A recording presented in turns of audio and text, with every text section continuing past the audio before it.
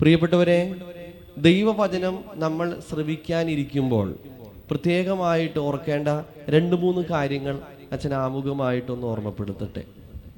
ഒന്നാമത്തെ കാര്യം, തുറന്ന മനസ്സോടുകൂടെ വേണം ദൈവവചനം കേൾക്കാൻ. തുറന്ന മനസ്സോടുകൂടെ വേണം ദൈവവചനം കേൾക്കാൻ. 45-ാം സങ്കീർത്തനം 10-ാമത്തെ തിരുവചനം. വേദപുസ്തകം കൊണ്ടുവന്നിട്ടുള്ളവർ എല്ലാവരും തുറക്കുക. കൊണ്ടുവരാത്തവര് എൻ്റെ മുഖത്ത് നോക്കിയിരിക്കുക.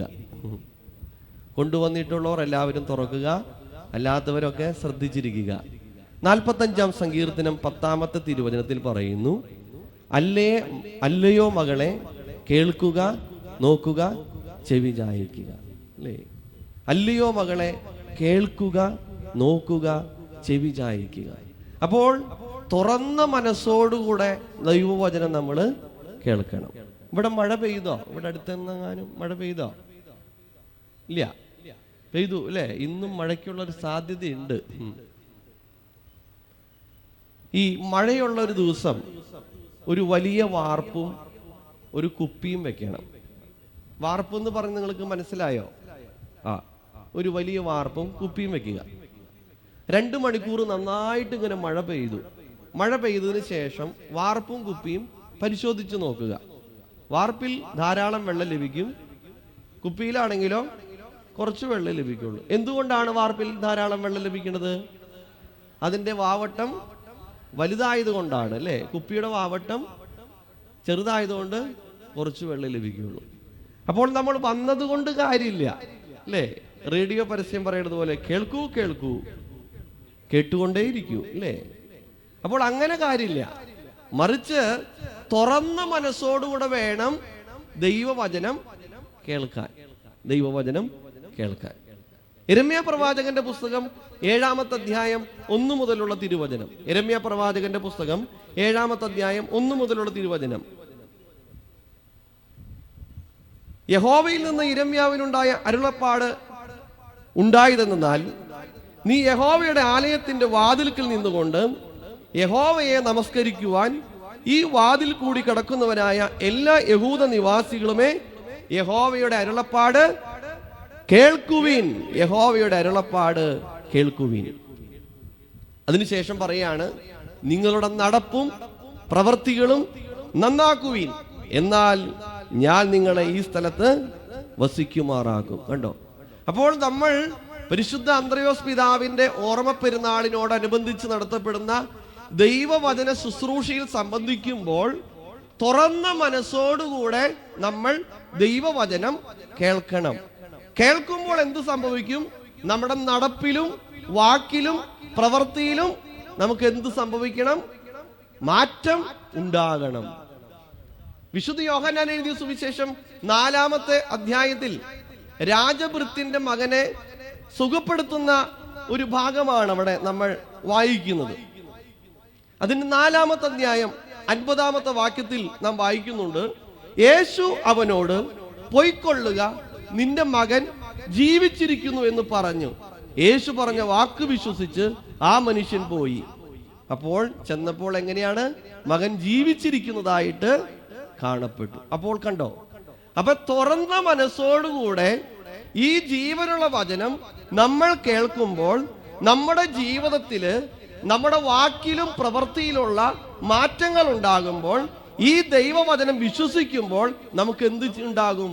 നമ്മുടെ ജീവിതത്തിൽ വലിയ അത്ഭുതങ്ങൾ നമുക്ക് കാണുവാൻ സാധിക്കും. അതുകൊണ്ടാണ് പറയുന്നത്, കർത്താവിന്റെ സന്നിധിയിൽ ഇരിക്കുമ്പോൾ തുറന്ന മനസ്സോടുകൂടെ വേണം ദൈവവചനം കേൾക്കാൻ. 2, കർത്താവേ എന്നോട് വ്യക്തിപരമായും സംസാരിക്കണമേ. കർത്താവേ, ഞങ്ങളോടല്ല, എന്നോട് വ്യക്തിപരമായും സംസാരിക്കണം. ഈ ദൈവത്തിന്റെ വചനത്തിന് വളരെ പ്രത്യേകതയുണ്ട്. ദൈവവചനം എന്ന് പറയുന്നത് പാറയെ തകർക്കുന്ന ചുറ്റിക പോലെയാണെന്നാണ് പറയുന്നത്. പാറയെ തകർക്കുന്ന ചുറ്റിക പോലെയാണ്. യിരെമ്യാ പ്രവാചകന്റെ പുസ്തകം 23-ാമത്തെ അധ്യായം 29-ാമത്തെ വാക്യം. യിരെമ്യാ പ്രവാചകന്റെ പുസ്തകം 23-ാമത്തെ അധ്യായം 29-ാമത്തെ വാക്യത്തിൽ പറയുന്നു, എന്റെ വചനം തീ പോലെയും പാറയെ തകർക്കുന്ന ചുറ്റിക പോലെയുമാകുന്നു എന്നാണ് പറയുന്നത്. അപ്പൊ ദൈവവചനം ഇങ്ങനെ നമ്മൾ തുറന്ന മനസ്സോടുകൂടെ കേൾക്കുമ്പോൾ നമ്മുടെ ജീവിതത്തിൽ മാറ്റങ്ങൾ ഉണ്ടാവും അല്ലേ? എൻ്റെ ജീവിതത്തിൽ വചനം കേട്ടിട്ട് മാറ്റമുണ്ടായാൽ എൻ്റെ വീട്ടിലൊരു മാറ്റം ഉണ്ടാവോ? പിന്നെ ഉണ്ടാവുക. എൻ്റെ വീട്ടിലൊരു മാറ്റം ഉണ്ടായാലോ എൻ്റെ സമൂഹത്തിലൊരു മാറ്റം ഉണ്ടാകും. നമ്മളെവിടെ പോയാലും ഒരു മാറ്റം ഉണ്ടാവും. ഷാലോം എന്ന് പറയുന്ന ചാനൽ നിങ്ങൾ കാണാറുണ്ടോ? അതേത് ചാനലാണ് അത്? ഷാലോം ചാനലിന്റെ ചെയർമാൻ ബെന്നി പുന്നത്തറ എന്ന് പറയുന്ന സാറ്. ആ സാറ് ഇങ്ങനെ ഒരിക്കലും ഒരു സദസ്സിനെ അഭിസംബോധന ചെയ്തുകൊണ്ട് ഇങ്ങനെ പ്രസംഗിക്കുകയാണ്. അദ്ദേഹം കുറേ വേദവാക്യങ്ങളൊക്കെ പറയുന്നുണ്ട്. റോമർക്ക് എഴുതിയ ലേഖനം, കൊരിന്ത്യർക്ക് എഴുതിയ ലേഖനം എന്നൊക്കെ പറഞ്ഞുകൊണ്ട് ഇങ്ങനെ പ്രസംഗിച്ചുകൊണ്ടിരിക്കുകയാണ്. അങ്ങനെ പ്രസംഗിച്ചുകൊണ്ടിരിക്കുന്നതിനിടയിൽ ഏറ്റവും പിന്നിലിരുന്ന ഒരു വല്യപ്പച്ചൻ എണീറ്റിട്ട് പറഞ്ഞു, സാറേ, റോമാക്കാർക്കും കൊരിന്ത്യക്കാർക്കൊക്കെ എന്തെങ്കിലും എഴുതിക്കോട്ടെ, ഇന്ത്യക്കാർക്ക് എന്തെങ്കിലും എഴുതിയിട്ടുണ്ടെങ്കിൽ ഞങ്ങളോട് പറയണമെന്ന്. റോമാക്കാർക്കും കൊരിന്ത്യക്കാർക്കൊക്കെ എന്തെങ്കിലും എഴുതിക്കോട്ടെ, ഇന്ത്യക്കാർക്ക് എന്തെങ്കിലും എഴുതിയിട്ടുണ്ടെങ്കിൽ ഞങ്ങളോട് പറയാം. അപ്പൊ ആളുകൾ ചിരിച്ചു. പക്ഷെ ബെന്നി പുന്നത്തറ സാറ് ചിരിച്ചില്ല. കാരണം ദൈവവചനം എന്ന് പറയുന്നത് വ്യക്തിപരമാണ്. എൻ്റെ ജീവിതത്തിൽ ഒരു മാറ്റം ഉണ്ടായാൽ എൻ്റെ വീട്ടിൽ ഒരു മാറ്റം ഉണ്ടാവും. അതാണ് ഈ വചനത്തിൻ്റെ പ്രത്യേകത. നമുക്ക് നോക്കാം. എബ്രായർക്കുള്ള ലേഖനം 4-ാമത്തെ അധ്യായം 12-ാമത്തെ വാക്യം. അച്ഛൻ ഇങ്ങനെ ഈ വചനം പറയണത് നിങ്ങളിങ്ങനെ എഴുതിയെടുത്ത് വീട്ടിൽ പോയി അടുത്ത കുഞ്ഞുങ്ങളുടെ വെക്കേഷൻ വരുമ്പോൾ എഴുതി വെച്ച നോട്ട് ബുക്ക് അവരുടെ കൂടെ കൊടുക്കരുത്. മറിച്ച് ഇന്ന് വീട്ടിൽ പോയിട്ട് ഇത് വായിക്കണം. എബ്രായർക്കുള്ള ലേഖനം 4-ാമത്തെ അധ്യായം 12-ാമത്തെ വാക്യം. ദൈവത്തിന്റെ വചനം ജീവനും ചൈതന്യമുള്ളതായി ഇരുവായ് തലയുള്ള ഏതു വാളിനേക്കാളും മൂർച്ചയേറിയതും പ്രാണനെയും ആത്മാവിനെയും അസ്ഥിമജ്ജകളെയും വേർപിടിവിക്കും വരെ തുളച്ചു ചെല്ലുന്നതും ഹൃദയത്തിലെ ചിന്തനങ്ങളെയും ഭാവങ്ങളെയും. അത് കണ്ടോ? ദൈവവചനത്തിന്റെ പ്രത്യേകത കണ്ടോ? നമ്മൾ നോക്കിക്കോ, വേദപുസ്തകം എടുക്കുമ്പോഴാണ് അല്ലെങ്കിൽ പ്രാർത്ഥിക്കാനിരിക്കുമ്പോഴാണ് അല്ലേ? നോക്കിക്കോ, ശ്രദ്ധിച്ചു നോക്കിക്കോ പ്രിയപ്പെട്ടവരെ. ദൈവവചനത്തിന്റെ പ്രത്യേകത പറയണം, ഇരുതല വാളിനേക്കാൾ മൂർച്ചയേറിയതാണ്. നമ്മുടെ ഹൃദയ വികാരങ്ങളെ വിവേചിച്ചറിയുന്നതാണ്. അതുകൊണ്ടാണ് കർത്താവെ എന്നോട് വ്യക്തിപരമായും സംസാരിക്കണമേ. പരിശുദ്ധനായ പൗലോസ് ശ്ലീഹ തിമോത്തിയോസർക്ക് എഴുതിയ 2-ാം ലേഖനം അതിന്റെ 3-ാമത്തെ അധ്യായം 16-17 വാക്യം. 2 തിമോത്തിയോസർക്ക് എഴുതിയ 2-ാം ലേഖനം 3-ാമത്തെ അധ്യായം 16-17 വാക്യം. എല്ലാ തിരുവെഴുത്തും ദൈവശ്വാസനീയമാകയാൽ ദൈവത്തിന്റെ മനുഷ്യൻ സകല പ്രവൃത്തികൾക്കും വക പ്രാപിച്ച് തികഞ്ഞവനാകേണ്ടതിന് ഉപദേശത്തിനും ശാസനത്തിനും തെറ്റുതിരുത്തലിനും നീതിയുടെ അഭ്യാസനത്തിനും പ്രയോജനമുള്ളതാകുന്നു. കണ്ടോ? തിരുവചനം എന്തിനു വേണ്ടിയിട്ടുള്ളതാണ്? ഉപദേശത്തിന്, ശാസനത്തിന്, തെറ്റുതിരുത്തലിന്, നീതിയുടെ അഭ്യസനത്തിന് ഉപകരിക്കുന്നു. 2 തിമോത്തിയോസ് 3-ാമത്തെ അധ്യായം 16-17 വാക്യം. കണ്ടോ? അപ്പോൾ കർത്താവെ എന്നോട് വ്യക്തിപരമായും സംസാരിക്കണം. ഒന്നെന്താ പറഞ്ഞേ? തുറന്ന മനസ്സോടുകൂടെ വേണം ദൈവവചനം കേൾക്കാൻ. 2, കർത്താവെ എന്നോട് വ്യക്തിപരമായും സംസാരിക്കണം. അല്ലേ? ഇത് ഇന്ന് എത്രാമത്തെ ദിവസം ദൈവവചനം പറയണേ? നിങ്ങൾ കേൾക്കാൻ വന്നിട്ടില്ലേ? ഇത് 4-ാമത്തെ ദിവസമാണല്ലേ? 4-ാമത്തെ ദിവസം അല്ലേ? എങ്ങനെയുണ്ടായിരുന്നു പ്രസംഗമൊക്കെ? തിരക്കാണ്. നല്ല പ്രസംഗമായിരുന്നു വെച്ചാൽ അല്ലേ? നല്ല പ്രസംഗമായിരുന്നു അല്ലേ? ഇപ്പൊ നമ്മൾ ഈ അവസാനത്തെ ദിവസമൊക്കെ പ്രസംഗിക്കാൻ പോകുമ്പോ ഈ ആളുകളോട് ചോദിക്കും, ഇപ്പൊ ഈ ചായ ഒക്കെ കൊണ്ടുവന്ന് തരൂല്ലോ നമുക്ക്. അപ്പൊ ചോദിക്കും, എങ്ങനെയുണ്ടായിരുന്നു ഈ വർഷത്തെ കൺവെൻഷൻ? അച്ഛാ, മുഖസ്തുതി പറയല്ല, ഉഗ്രം പ്രസംഗമായിരുന്നു അച്ഛാ. ആണോ? അപ്പൊ എന്തൊക്കെ കാര്യങ്ങൾ പറഞ്ഞേ? അച്ഛാ, പറയണ വാക്കുകളുടെ ഉണ്ടല്ലോ, കാണണം അച്ഛാ, അത് കേൾക്കേണ്ടത്, അത് സൂപ്പർ പ്രസംഗമായിരുന്നു അച്ഛാ. അല്ല, ഇപ്പൊ എന്തായാലും ഇപ്പൊ ഈ ലാസ്റ്റ് ദിവസം വന്നതുകൊണ്ട് എന്താണ് നിങ്ങൾക്ക് മനസ്സിലായത്? അപ്പൊ ഞാൻ പറയാൻ പോണത് ആവർത്തന വിരസത വേണ്ടാലോ എന്ന് വിചാരിച്ചിട്ടാണ്. എന്താ പറഞ്ഞേ? വെടിക്കെട്ട് പ്രസംഗമായിരുന്നു അച്ഛാ. കൺവെൻഷൻ തീർന്നു. കണ്ടോ? അപ്പൊ എന്തൊക്കെയായിരുന്നു? നല്ല പ്രസംഗമായിരുന്നു, ഉഗ്രം പ്രസംഗമായിരുന്നു, വെടിക്കെട്ടായിരുന്നു. ഇതിവിടെ കയറിയിട്ടില്ല. എല്ലാം ഇവിടെയാണ് കയറിയേക്കണേ. പക്ഷെ അത് എവിടേക്ക് വന്നിട്ടില്ല, ഇങ്ങോട്ട് ഇറങ്ങിയിട്ടില്ല. ഇതിൽ കഥയില്ല. ഇങ്ങനെ കേട്ടോണ്ടിരുന്നിട്ട് വല്ല കഥയുണ്ടോ? ഒരു കഥയില്ല. ഈ കേൾക്കണത് ഈ ചെവിക്കോടെ കേട്ട് ഇവിടെ വരണം. ഇവിടെ വന്ന് നമ്മുടെ ജീവിതത്തിൽ എന്തുണ്ടാവണം? ഒരു പുതുക്കുണ്ടാവണം, അല്ലേ? ഒരു രൂപാന്തരീകരണം ഉണ്ടാവണം. അല്ലെങ്കിൽ വെറും പെരുന്നാളിന്റെ കൺവെൻഷൻ തൊലിപ്പുറത്തെ നമ്മൾ വരയ്ക്കുന്ന കുരിശടയാളമായിട്ട് മാറും, അല്ലേ? പലപ്പോഴും അങ്ങനെയാണ്. ദൈവവചനം കേൾക്കും, പക്ഷെ ഉള്ളിലേക്ക് കയറില്ല. പണ്ട് എൻ്റെ അമ്മ കോഴീനെ പൊരുന്തിക്ക് വെക്കാറുണ്ട്. പൊരുന്തിക്ക് വെക്കും. അപ്പൊ പൊരുന്തിക്ക് ഇവിടെ എങ്ങനെയാ, വേറെ ഭാഷ അട വെക്കും, അല്ലേ? അട വെക്കും. അപ്പൊ ഞാൻ നോക്കുമ്പോ എൻ്റെ അമ്മ കോഴിമുട്ടയുടെ മുകളിൽ കുരിശു വരയ്ക്കുക. ഇതെന്ത് പരിപാടി ചെയ്യണേ? അപ്പൊ അമ്മച്ചി ഇത് ഇങ്ങനെ കുറെ 10-15 കോഴിമുട്ട വെക്കും. അപ്പൊ അതിന്റെ മുകളിൽ കുരിശു വരയ്ക്കും. അപ്പൊ ഞാൻ അമ്മച്ചോട് ചോദിച്ചു, അമ്മച്ചി എന്തുകൊണ്ട് പരിപാടി കാണിക്കണേ? അമ്മച്ചി എന്തിനീ കോഴിമുട്ടയുടെ മുകളിൽ കുരിശു വരയ്ക്കണേ? സൺഡേ സ്കൂളിൽ ടീച്ചർ പറഞ്ഞേക്കണേ, നെറ്റിൽ നിന്നും നെഞ്ചിലേക്കും ഇടത്തേതിന്റെ മക്കളായി നമ്മളെ വലത്തേതിന്റെ മക്കളാക്കി തീർത്ത്. അമ്മച്ചി കോഴിമുട്ടയമ്മ എങ്ങനെ കുരിശു വരയ്ക്കാൻ? അപ്പൊ ഞാൻ അമ്മച്ചോട് ചോദിച്ചു, അമ്മച്ചി ഇത് എന്താന്ന് ചോദിച്ചപ്പോ അമ്മച്ചി പറഞ്ഞു, കോഴിക്കുഞ്ഞിന് സംരക്ഷണം കിട്ടാൻ വേണ്ടിയിട്ടാണ് കോഴിമുട്ടയുടെ മുകളിൽ കുരിശു വരയ്ക്കണേന്ന്. അപ്പൊ ഞാൻ ചോദിച്ചു, പുറത്തു വരയ്ക്കണ കുരിശെങ്ങനെ അകത്തെ കുഞ്ഞിന് സംരക്ഷണം കിട്ടണേ? അതിന് അത്രയും ശക്തി ഉണ്ടെന്ന്. കണ്ടോ? നമ്മൾ കേൾക്കുന്ന ഈ വചനത്തിന് അത്രയും പവർഫുള്ളാണ്. അത് നമ്മൾ കേൾക്കേണ്ടതുപോലെ കേൾക്കണം. അല്ലയോ മകളെ? കേൾക്കുക, നോക്കുക, ചെവി ചായിക്കുക. വചനം അതുപോലെ നമ്മൾ കേൾക്കണം. അപ്പൊ നമ്മുടെ ഉള്ളിന്റെ ഉള്ളില് മാറ്റങ്ങൾ ഉണ്ടാകും. പ്രിയപ്പെട്ടവര്, വെടിക്കെട്ട് നിങ്ങൾ കണ്ടിട്ടുണ്ടോ? വെടിക്കെട്ടിന്റെ നാട്ടിൽ നിന്ന് ഞാൻ വന്നേക്കണേ, തൃശ്ശൂരിൽ നിന്ന്, ചാലക്കുടിയിൽ അച്ഛൻ്റെ വീട്. വെടിക്കെട്ട് കാണണം. എന്താണെന്നറിയോ? ഈ വലിയ കാരണം പെരുന്നാൾ, ഞാൻ ഒരിക്കലും ചാലക്കുടി പള്ളിയിൽ പെരുന്നാളിന് വെടിക്കെട്ട് കണ്ടതിന് ശേഷം പിന്നെ പോയിട്ടില്ല. കാരണം ശ്വാസം മുട്ടിപ്പോയെൻ്റെ. ഈ വലിയ വെടിക്കെട്ട് എന്ന് പറഞ്ഞ് ഇങ്ങനെ കത്തിച്ചു വിടും. എന്ന് പറഞ്ഞ അങ്ങോട്ട് കത്തിച്ചു വിടും. ഏറ്റവും മോളിൽ പോയി ചിലര് ഇങ്ങനെ വന്നോളൂ, അപ്പോഴേക്കും സംഭവം മറിഞ്ഞു വീഴാറായി. അപ്പൊ നമ്മൾ ഈ വെടിക്കെട്ടിന്റെ ശബ്ദം ഇങ്ങനെ ഇത് കാണും. ഹായ്, എന്ത് രസത്! അതല്ല നമ്മുടെ ഈ പെരുന്നാള്, അതല്ല ഈ വചന ശുശ്രൂഷ. ജീവിതത്തിൽ കൊള്ളണം പ്രിയപ്പെട്ടവർ. ഇതിൽ സ്പർശിക്കണം. വന്നതുപോലെ പോകരുത്, വന്നതുപോലെ പോകരുത്. കാരണം നമുക്കറിയാം, വിശുദ്ധ മത്തായി സുവിശേഷം 2-ാമത്തെ അധ്യായത്തിന്റെ 12-ാമത്തെ വാക്യത്തില് ജ്ഞാനികൾ കർത്താവിനെ കാണാൻ വന്നു, അവര് വേറെ വഴിയായിട്ട് പോയി. വന്നതുപോലെ അല്ല പോയത്. കർത്താവിനെ കണ്ടുമുട്ടിയാൽ നമ്മുടെ കാഴ്ചപ്പാടുകൾ മാറും, നമ്മുടെ കേൾവികൾ മാറും, നമ്മുടെ സംസാരം മാറും, നമ്മുടെ ചിന്തകൾ മാറും, നമ്മുടെ പ്രവർത്തന ശൈലികൾ മാറും. ഒരു പുതിയ അനുഭവമായിട്ട് മാറും. അപ്പൊ അങ്ങനെ പുതിയ അനുഭവമായിട്ട് ഇവിടുന്ന് പോണം. അതിന് എന്തൊക്കെയാണ് കാര്യങ്ങൾ ചെയ്യേണ്ടത്? തുറന്ന മനസ്സോടുകൂടെ വേണം ദൈവവചനം കേൾക്കാൻ. 2, കർത്താവ് എന്നോട് വ്യക്തിപരമായും സംസാരിക്കണം. 3, കണ്ണ് തുറന്നിരിക്കണം. കണ്ണ് തുറന്നിരിക്കണം. ചിലര് ഒരു 10-15 മിനിറ്റ് കുഴപ്പമുണ്ടാവില്ലേ, 20-ാമത്തെ മിനിറ്റ് ആവും നോവിളച്ചോ നോവിളച്ചാ.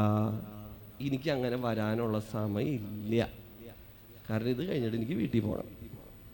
അപ്പൊ ഇത് കഴിഞ്ഞിട്ട് വേണമെങ്കിൽ നമുക്ക് പരിചയപ്പെടാന്നേ, പ്രശ്നമൊന്നും ഇല്ലാന്നേ. അതുകൊണ്ട് ആരും ഉറങ്ങരുത്. നമ്മൾ ഫസ്റ്റ് ഫ്ലോറിൽ ഇരിക്കണേ. ഒന്ന് ആലോചിച്ച് നോക്കിയേ, കല്ലട മാർ അന്ത്രയോസ് പിതാവിന്റെ ഓർമ്മ പെരുന്നാളിനോടനുബന്ധിച്ച് നടത്തപ്പെട്ട പകൽ ധ്യാനത്തിന് പോയി തല കൂട്ടിയിടിച്ച് 10 സ്റ്റിച്ച്. എന്തൊരു വാർത്തയാന്ന് നോക്കി, അല്ലേ? അപ്പൊ അത് ഉണ്ടാവാതിരിക്കാൻ വേണ്ടിയിട്ട് പ്രത്യേകം അടുത്തുള്ള ആളെയൊക്കെ ഇടയ്ക്ക് ഒന്ന് ശ്രദ്ധിക്കണം. എന്നെ ശ്രദ്ധിച്ച് മാത്രം ഇരുന്നാൽ മതി. പിന്നെ ഇടയ്ക്ക് ഒന്ന് വേണമെങ്കിൽ തൊട്ടടുത്തുള്ള ആളെ ഒന്ന് ശ്രദ്ധിച്ചോ, എന്തെങ്കിലും കുഴപ്പമുണ്ടോ എന്നൊന്ന് നോക്കിക്കോ. അപ്പോൾ 3 കാര്യങ്ങളാണ് പറഞ്ഞത്. 18-ാം നൂറ്റാണ്ടിൽ ജീവിച്ച ഒരു മനുഷ്യനാണ്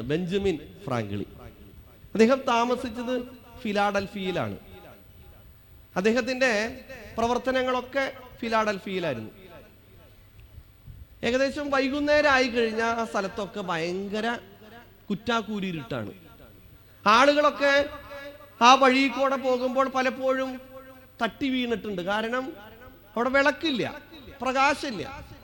അപ്പൊ അങ്ങനെ ഇരിക്കുന്ന സാഹചര്യത്തിൽ പലപ്പോഴും ഈ റോട്ടിൽ കൂടെ പോകുമ്പോൾ കൂട്ടിമുട്ടുക, അല്ലെങ്കിൽ കുഴിയിൽ വീഴുക, അങ്ങനെ പരിക്കുകളൊക്കെ പറ്റിയിട്ടുണ്ട്. അങ്ങനെ ഒരു ദിവസം ഇങ്ങനെ പോകുമ്പോൾ ആൾക്കാരൊക്കെ ഇങ്ങനെ സംസാരിച്ചൊക്കെ പോകുമ്പോൾ ബെഞ്ചമിൻ ഫ്രാങ്കിളുടെ മനസ്സിൽ ഒരു ആഗ്രഹം വരാണ്, വീടിന്റെ മുൻവശത്ത് ഒരു വിളക്ക് കത്തിച്ചു വയ്ക്കാം. അപ്പൊ അങ്ങനെ ബെഞ്ചമിൻ ഫ്രാങ്കിളിൻ എന്ത് ചെയ്തു, തന്റെ വീടിന്റെ മുമ്പിൽ ഒരു വിളക്ക് കത്തിച്ചു. ഇരുട്ടില് വിളക്ക് കത്തിച്ചു വെക്കുമ്പോൾ നല്ല പ്രകാശമായിരിക്കും അല്ലെ, പ്രകാശമായിരിക്കും. അപ്പൊ ഈ പ്രകാശം ആ വീടിന്റെ മുൻവശത്ത് മുഴുവനും നന്നായിട്ട് ആ വഴിയിലൊക്കെ ഇങ്ങനെ നല്ല പ്രകാശമായി. അപ്പൊ ഇങ്ങനെ പോണ ആൾക്കാരൊക്കെ അഭിനന്ദിക്കുകയാണ്, ഓ നിങ്ങൾ എന്ത് കാര്യം ചെയ്തേ, നന്നായിട്ടുണ്ട് കേട്ടോ, ഓ നിങ്ങൾ ചെയ്തത് ഞങ്ങൾ പലപ്പോഴും ആഗ്രഹിച്ചിട്ടുണ്ട്, പലപ്പോഴും വീണിട്ടുണ്ട്, പക്ഷെ നിങ്ങൾ ചെയ്തത് നന്നായിട്ടുണ്ട് കേട്ടോ എന്നൊക്കെ പറഞ്ഞ് അഭിനന്ദിച്ചു. അങ്ങനെ അഭിനന്ദിച്ച് കുറച്ച് ദിവസം കഴിഞ്ഞു കഴിഞ്ഞപ്പോൾ അയൽവക്കത്തുള്ള ആൾക്കാരും ചിന്തിക്കുകയാണ്, ഈ ബെഞ്ചമിൻ ഫ്രാങ്ക്ലിൻ ചെയ്തതുപോലെ നമുക്കും എന്തുകൊണ്ട് ചെയ്തുകൂടാ. അങ്ങനെ അവർ ഓരോരുത്തരും അവരുടെ വീടിന്റെ ഫ്രണ്ടിൽ ഇങ്ങനെ വിളക്ക് കത്തിച്ചു വെക്കാൻ തുടങ്ങി. അപ്പോൾ ആ ദേശം മുഴുവനും സന്ധ്യാകാറായ സമയത്ത് മുഴുവൻ എന്തായിട്ട് മാറി, പ്രകാശപൂരിതമായിട്ട് മാറി.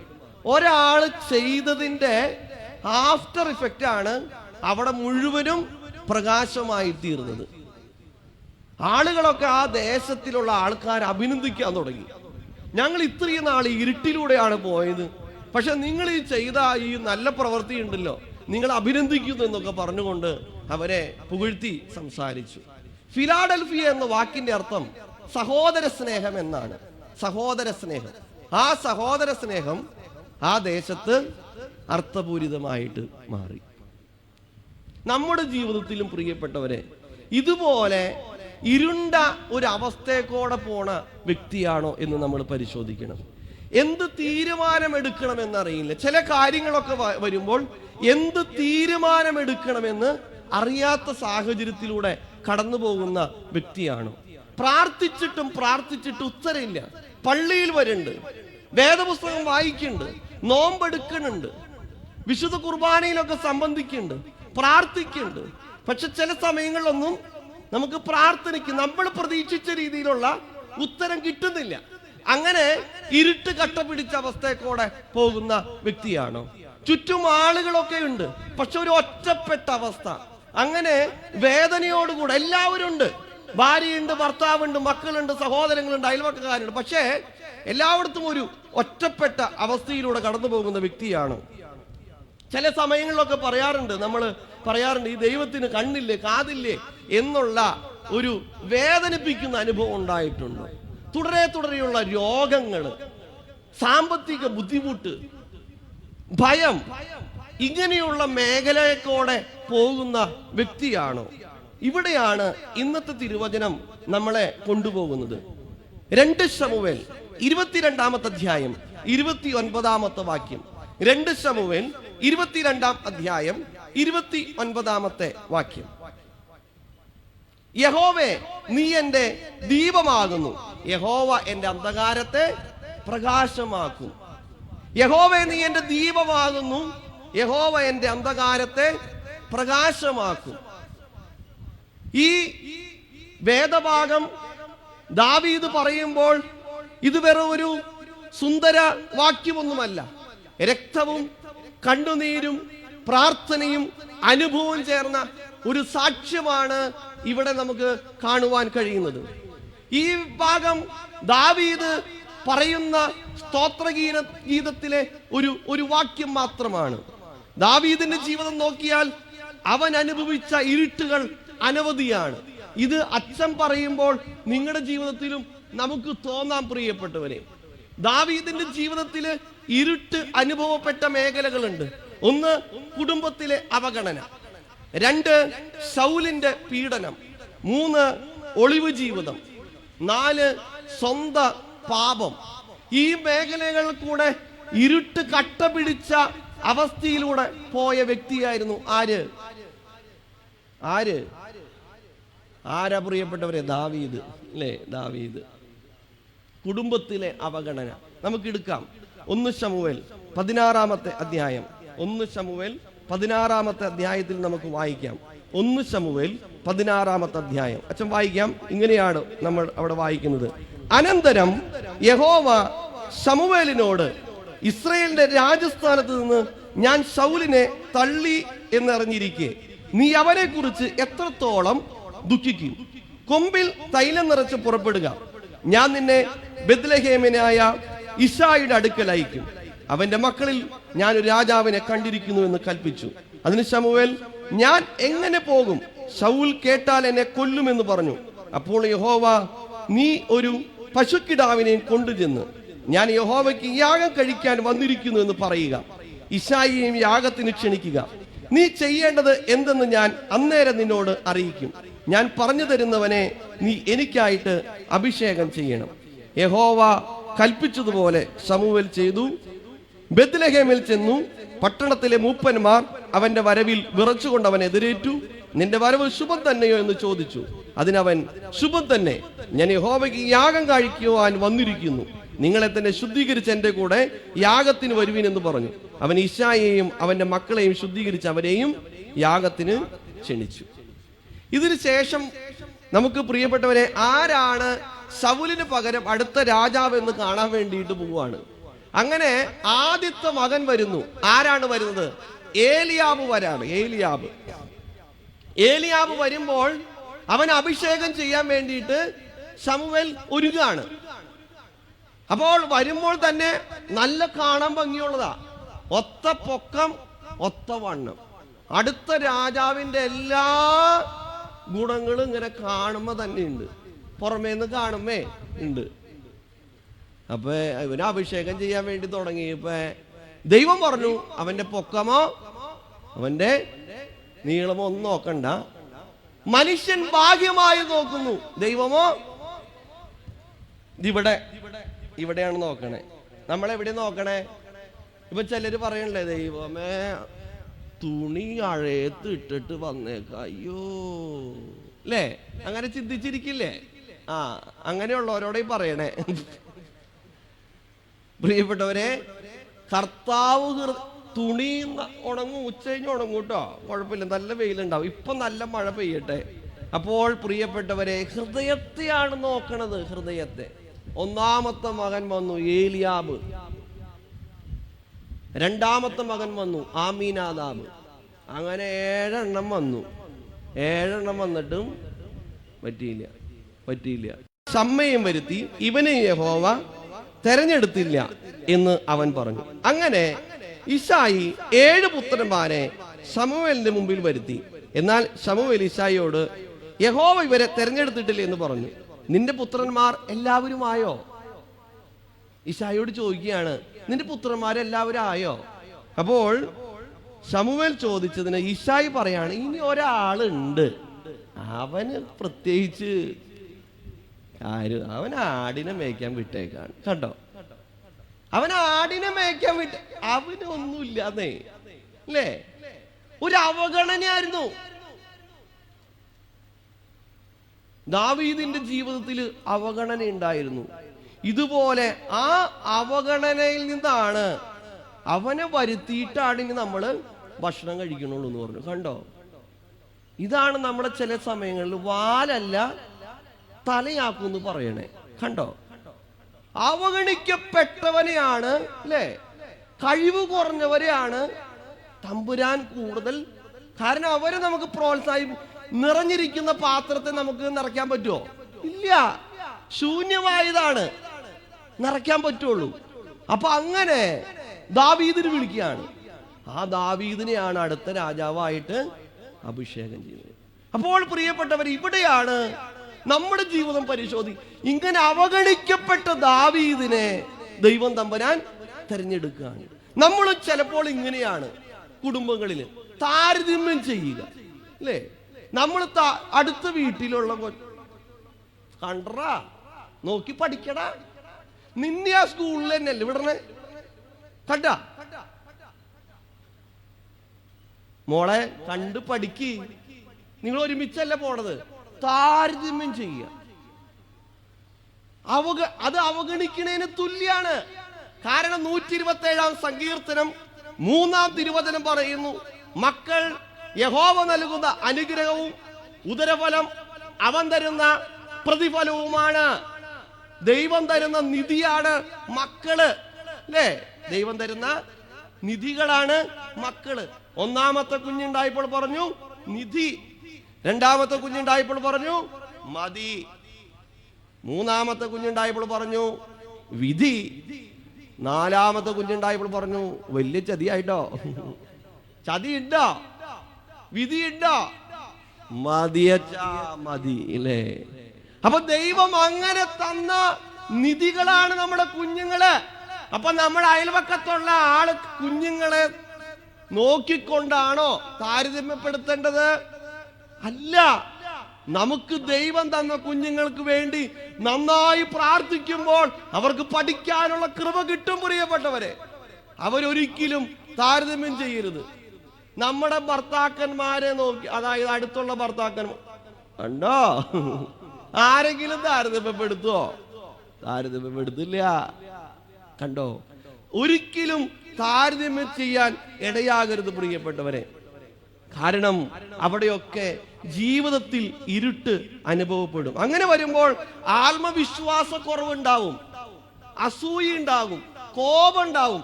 കാരണം കുഞ്ഞുങ്ങൾക്ക് തന്നെ ഭയങ്കര വിഷമാവും ഇങ്ങനെ പറഞ്ഞുകൊണ്ടിരിക്കുമേ. കാരണം മറ്റുള്ളവരെ താരതമ്യപ്പെടുത്തി ചെയ്യുമ്പോൾ അവരവർക്ക് തന്നെ നിരാശ തോന്നും. ഞാൻ ഈ അപ്പന്റെ അമ്മേനെയും മോനും മോളല്ലേ, ഇതെന്ത് ഞാൻ തവിട് കൊടുത്ത് മേടിച്ചതാണോ? അങ്ങനെ തോന്നും. എൻ്റെ അമ്മച്ചി ഞാൻ എൻ്റെ അമ്മച്ചിക്ക് 40ാമത്തെ വയസ്സിലുണ്ടായ സന്താനം. ഞാൻ മൂത്തത് 2 ആണാ, മൂന്നാമത്തത് ഒരു പെണ്ണാവട്ടെ എന്ന് വിചാരിച്ചു. പക്ഷെ ഞാൻ ഈ പരുവത്തിലായി. അപ്പൊ അങ്ങനെ ഉണ്ടായ ആളാണ് ഞാൻ അങ്ങനെ പഠിക്കാൻ അത്രതൊന്നും അല്ല. പക്ഷെ എൻ്റെ അമ്മ, ഞാൻ തോറ്റ സമയത്തൊക്കെ +2 ഞാൻ ഈ പെരുമ്പുഴ പള്ളിയിൽ ഇത് പറഞ്ഞതാണ്. അപ്പൊ അതിൽ വന്നവരുണ്ടെന്ന് തോന്നണേ. അപ്പൊ സോറി, ഇനി കേട്ടു എന്ന് വിചാരിച്ച് കുഴപ്പമില്ല.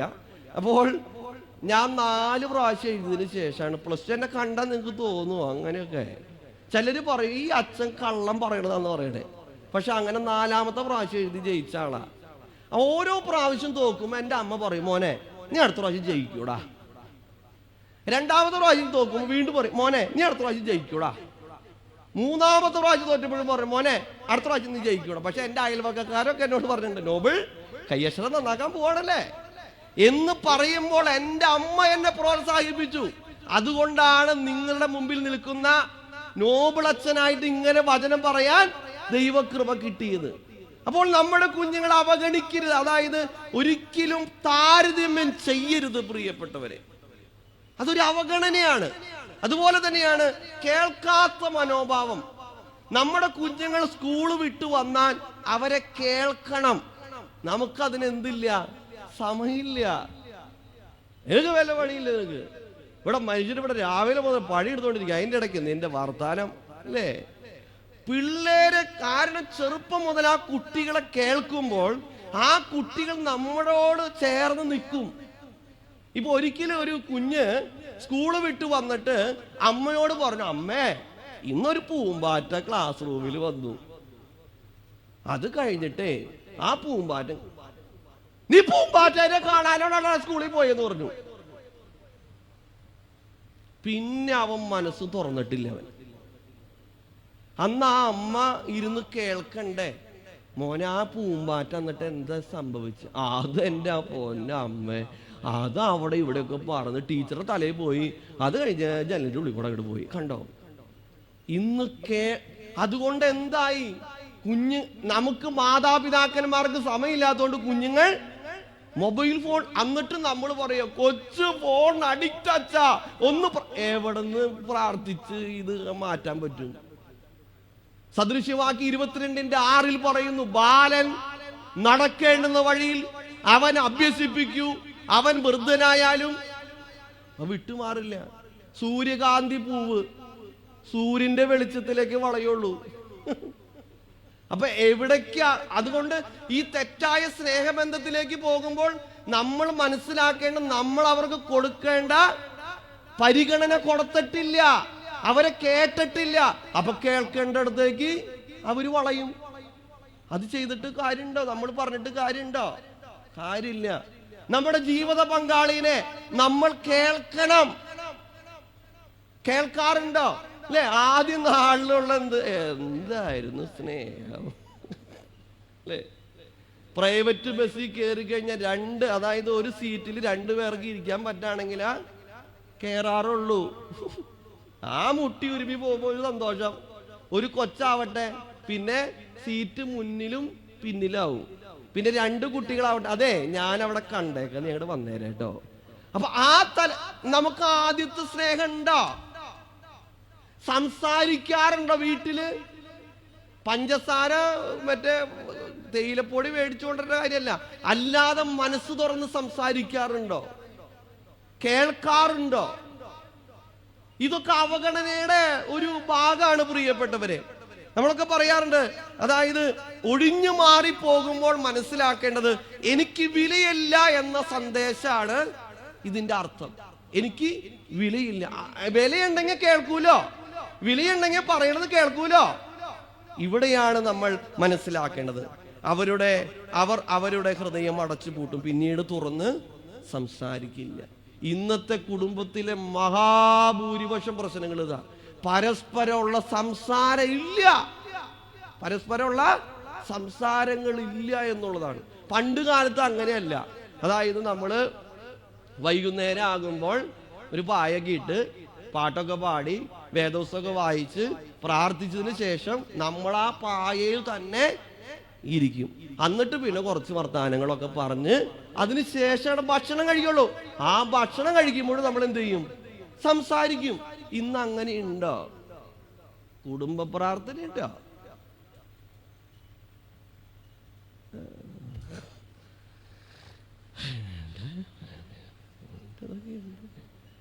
പിതാവിനും പുത്രനും അല്ലേ ഉണ്ടോ?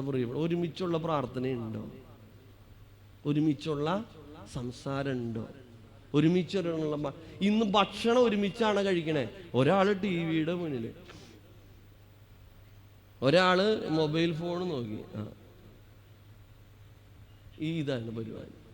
ഒരു ഡൈനിങ് ടേബിളിൽ അല്ലെങ്കിൽ ഒരു മേശയ്ക്ക് ചുറ്റും ഒലിവ തൈകൾ പോലെ നമ്മൾ അല്ലേ? അതാണ് വചനം പറയണത്. അങ്ങനെയുണ്ടോ പ്രിയപ്പെട്ടവരെ? കേൾക്കാത്ത മനോഭാവം. ഇതൊക്കെ പ്രിയപ്പെട്ടവരെ നമ്മുടെ ജീവിതത്തില് കുടുംബത്തിൽ അവഗണനയാണ്. പിന്നെയാണ് ഉള്ളിലെ സ്നേഹം ചിലര് പ്രകടിപ്പിക്കില്ല. എനിക്ക് എൻ്റെ ജീവിത പങ്കാളിയോട് നല്ല സ്നേഹം, എന്നിട്ട് ചെല്ലുമേ ജയോ ആ മൊരട്ട് കേൾക്കുമ്പോ തന്നെ ഭാര്യ ആ വഴി പിന്നെ വരില്ല. ചിലർക്ക് അങ്ങനെയാ. ഉള്ളിൽ സ്നേഹം പ്രകടിപ്പിക്കാനുള്ളതല്ലേ? ക്രിസ്തു അതല്ല കാണിച്ചത്. വിശുദ്ധ യോഹന്നാൻ 3:16 പറയുന്നു, തന്റെ ഏകജാതനായ പുത്രനിൽ വിശ്വസിക്കുന്ന ഏവനും നശിച്ചു പോകാതെ നിത്യജീവൻ പ്രാപിക്കേണ്ടതിന് തന്റെ പ്രിയപ്പെട്ട മകനെ ഈ ലോകത്തിലേക്ക് നൽകുവാൻ തക്കവണ്ണം ആ സ്നേഹം പ്രകടിപ്പിച്ചില്ലേ? എങ്ങനെ പ്രകടിപ്പിച്ച? കുരിശിലൂടെ പ്രകടിപ്പിച്ചില്ലേ പ്രിയപ്പെട്ടവരെ? പഞ്ചസാര ഒരു പാത്രത്തിൽ ഇരിക്കുന്നുണ്ട്. ഈ പാത്രത്തിലേക്ക് നോക്കി ആ പഞ്ചസാരയുടെ രുചി അറിയോ? അറിയില്ല. അത് ടേസ്റ്റ് ചെയ്യണ്ടേ? ഇപ്പൊ ഇവിടുന്ന് കൊല്ലത്തേക്ക് ഇത്ര കിലോമീറ്റർ ഉണ്ടെന്ന് വിചാരിച്ചിട്ട് അവിടെ ഒരു ചൂണ്ടുപലക വെച്ചിട്ടുണ്ട്. നമ്മൾ ആ സൈൻ ബോർഡിന്റെ അവിടെ ചെന്ന കൊല്ലാവോ? അത് വെറും സൈൻ ബോർഡ് മാത്രമേ ഉള്ളൂ. നമ്മൾ അവിടേക്ക് യാത്ര ചെയ്യണം. ഇതാണ് ഉള്ളിലെ സ്നേഹം പ്രകടിപ്പിക്കണം പ്രിയപ്പെട്ടവരെ. മാതാപിതാക്കൾ കുഞ്ഞുങ്ങളോട് സ്നേഹം പ്രകടിപ്പിക്കണം. എൻ്റെ അപ്പച്ചന് കഴിഞ്ഞ ഇടയ്ക്ക് ഈ കാല് തുടയെല്ല് പൊട്ടി സർജറി കഴിഞ്ഞു. അപ്പൊ ഈ തുടയെല്ല് പൊട്ടി സർജറി കഴിഞ്ഞപ്പോ പിന്നെ അപ്പച്ചൻ കിടക്കണ മുറിയിലാണ് പ്രാർത്ഥനയും പാട്ടും ഇതൊക്കെ ചെയ്യണേ. അപ്പൊ എൻ്റെ അമ്മ പറഞ്ഞൊരു കാര്യ, ഞാൻ 2 വയസ്സുള്ളപ്പോ എൻ്റെ അമ്മ ഞാൻ ഈ കിണറ്റിലേക്ക് കാലിട്ട് ആട്ടിക്കൊണ്ടിരിക്കുക. അപ്പൊ എൻ്റെ അമ്മ വാർക്കയുടെ മുകളിൽ നോക്കുമ്പോ ഞാനിങ്ങനെ കാലൊക്കെ ആട്ടി ഇങ്ങനെ നിൽക്കുക. എൻ്റെ അമ്മ അത് കണ്ടവേ താഴെ വന്നു എന്നെ പൊക്കിയെടുത്തു.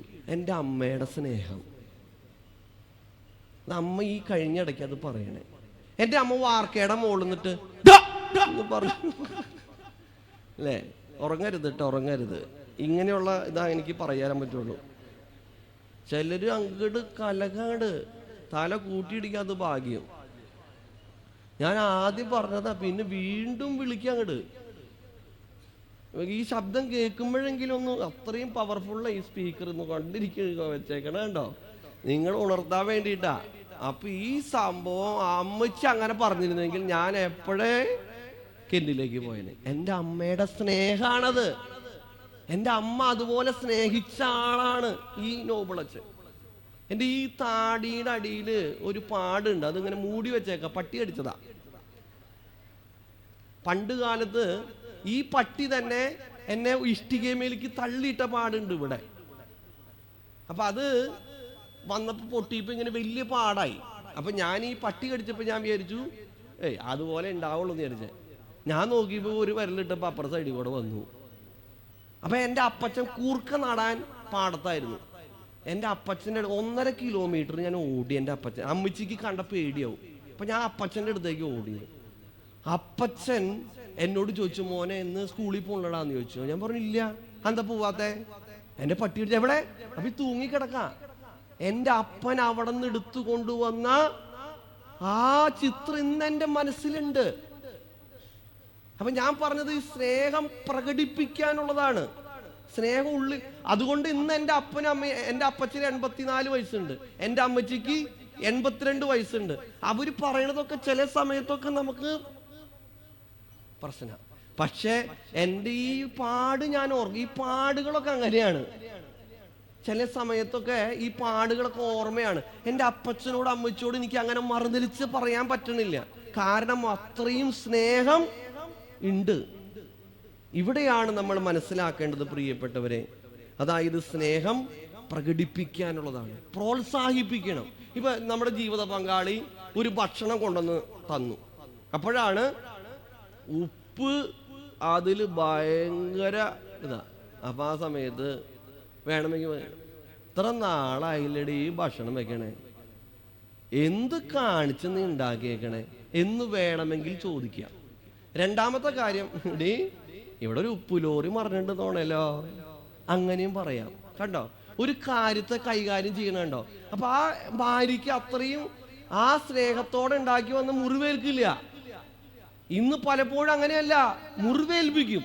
അപ്പൊ പിന്നെ വേണമെങ്കിൽ തിന്നാ മതി എന്നുള്ള രീതിയിൽ വരും. കണ്ടോ, അവഗണന. സ്നേഹം പ്രകടിപ്പിക്കാനുള്ളതാണ് പ്രിയപ്പെട്ടവരെ. പ്രോത്സാഹനം കൊടുക്കണം, ഒരു നല്ല വാക്ക് പറയണം, ചേർത്ത് പിടിക്കണം. ഈ എൽക്കാന ഹന്ന ദമ്പതികൾക്ക് മക്കളുണ്ടായിരുന്നില്ല. എൽക്കാനയ്ക്ക് 2 ഭാര്യമാരായിരുന്നു, ഹന്നായും പെനിന്നായും. ഹന്നായ്ക്ക് മക്കളുണ്ടായിരുന്നില്ല, പെനിന്നായ്ക്ക് മക്കളുണ്ടായിരുന്നു. ഈ പെനിന്നെ ചെയ്യണ പരിപാടി ഈ ഹന്നയുടെ മുന്നിൽ വന്നിട്ട് രാരാരോ രാരിര, ഇത് കാണുമ്പോ ഹന്നയുടെ ചങ്ക് പൊട്ടും.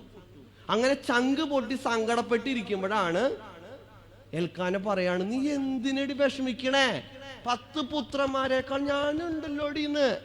അപ്പൊ നമ്മുടെ ജീവിത പങ്കാളി പ്രയാസപ്പെട്ടിരിക്കുമ്പോ ചേർത്ത് പിടിക്ക. എന്തിനച്ചായ വിഷമിക്കണേ, ഞാനുണ്ട്.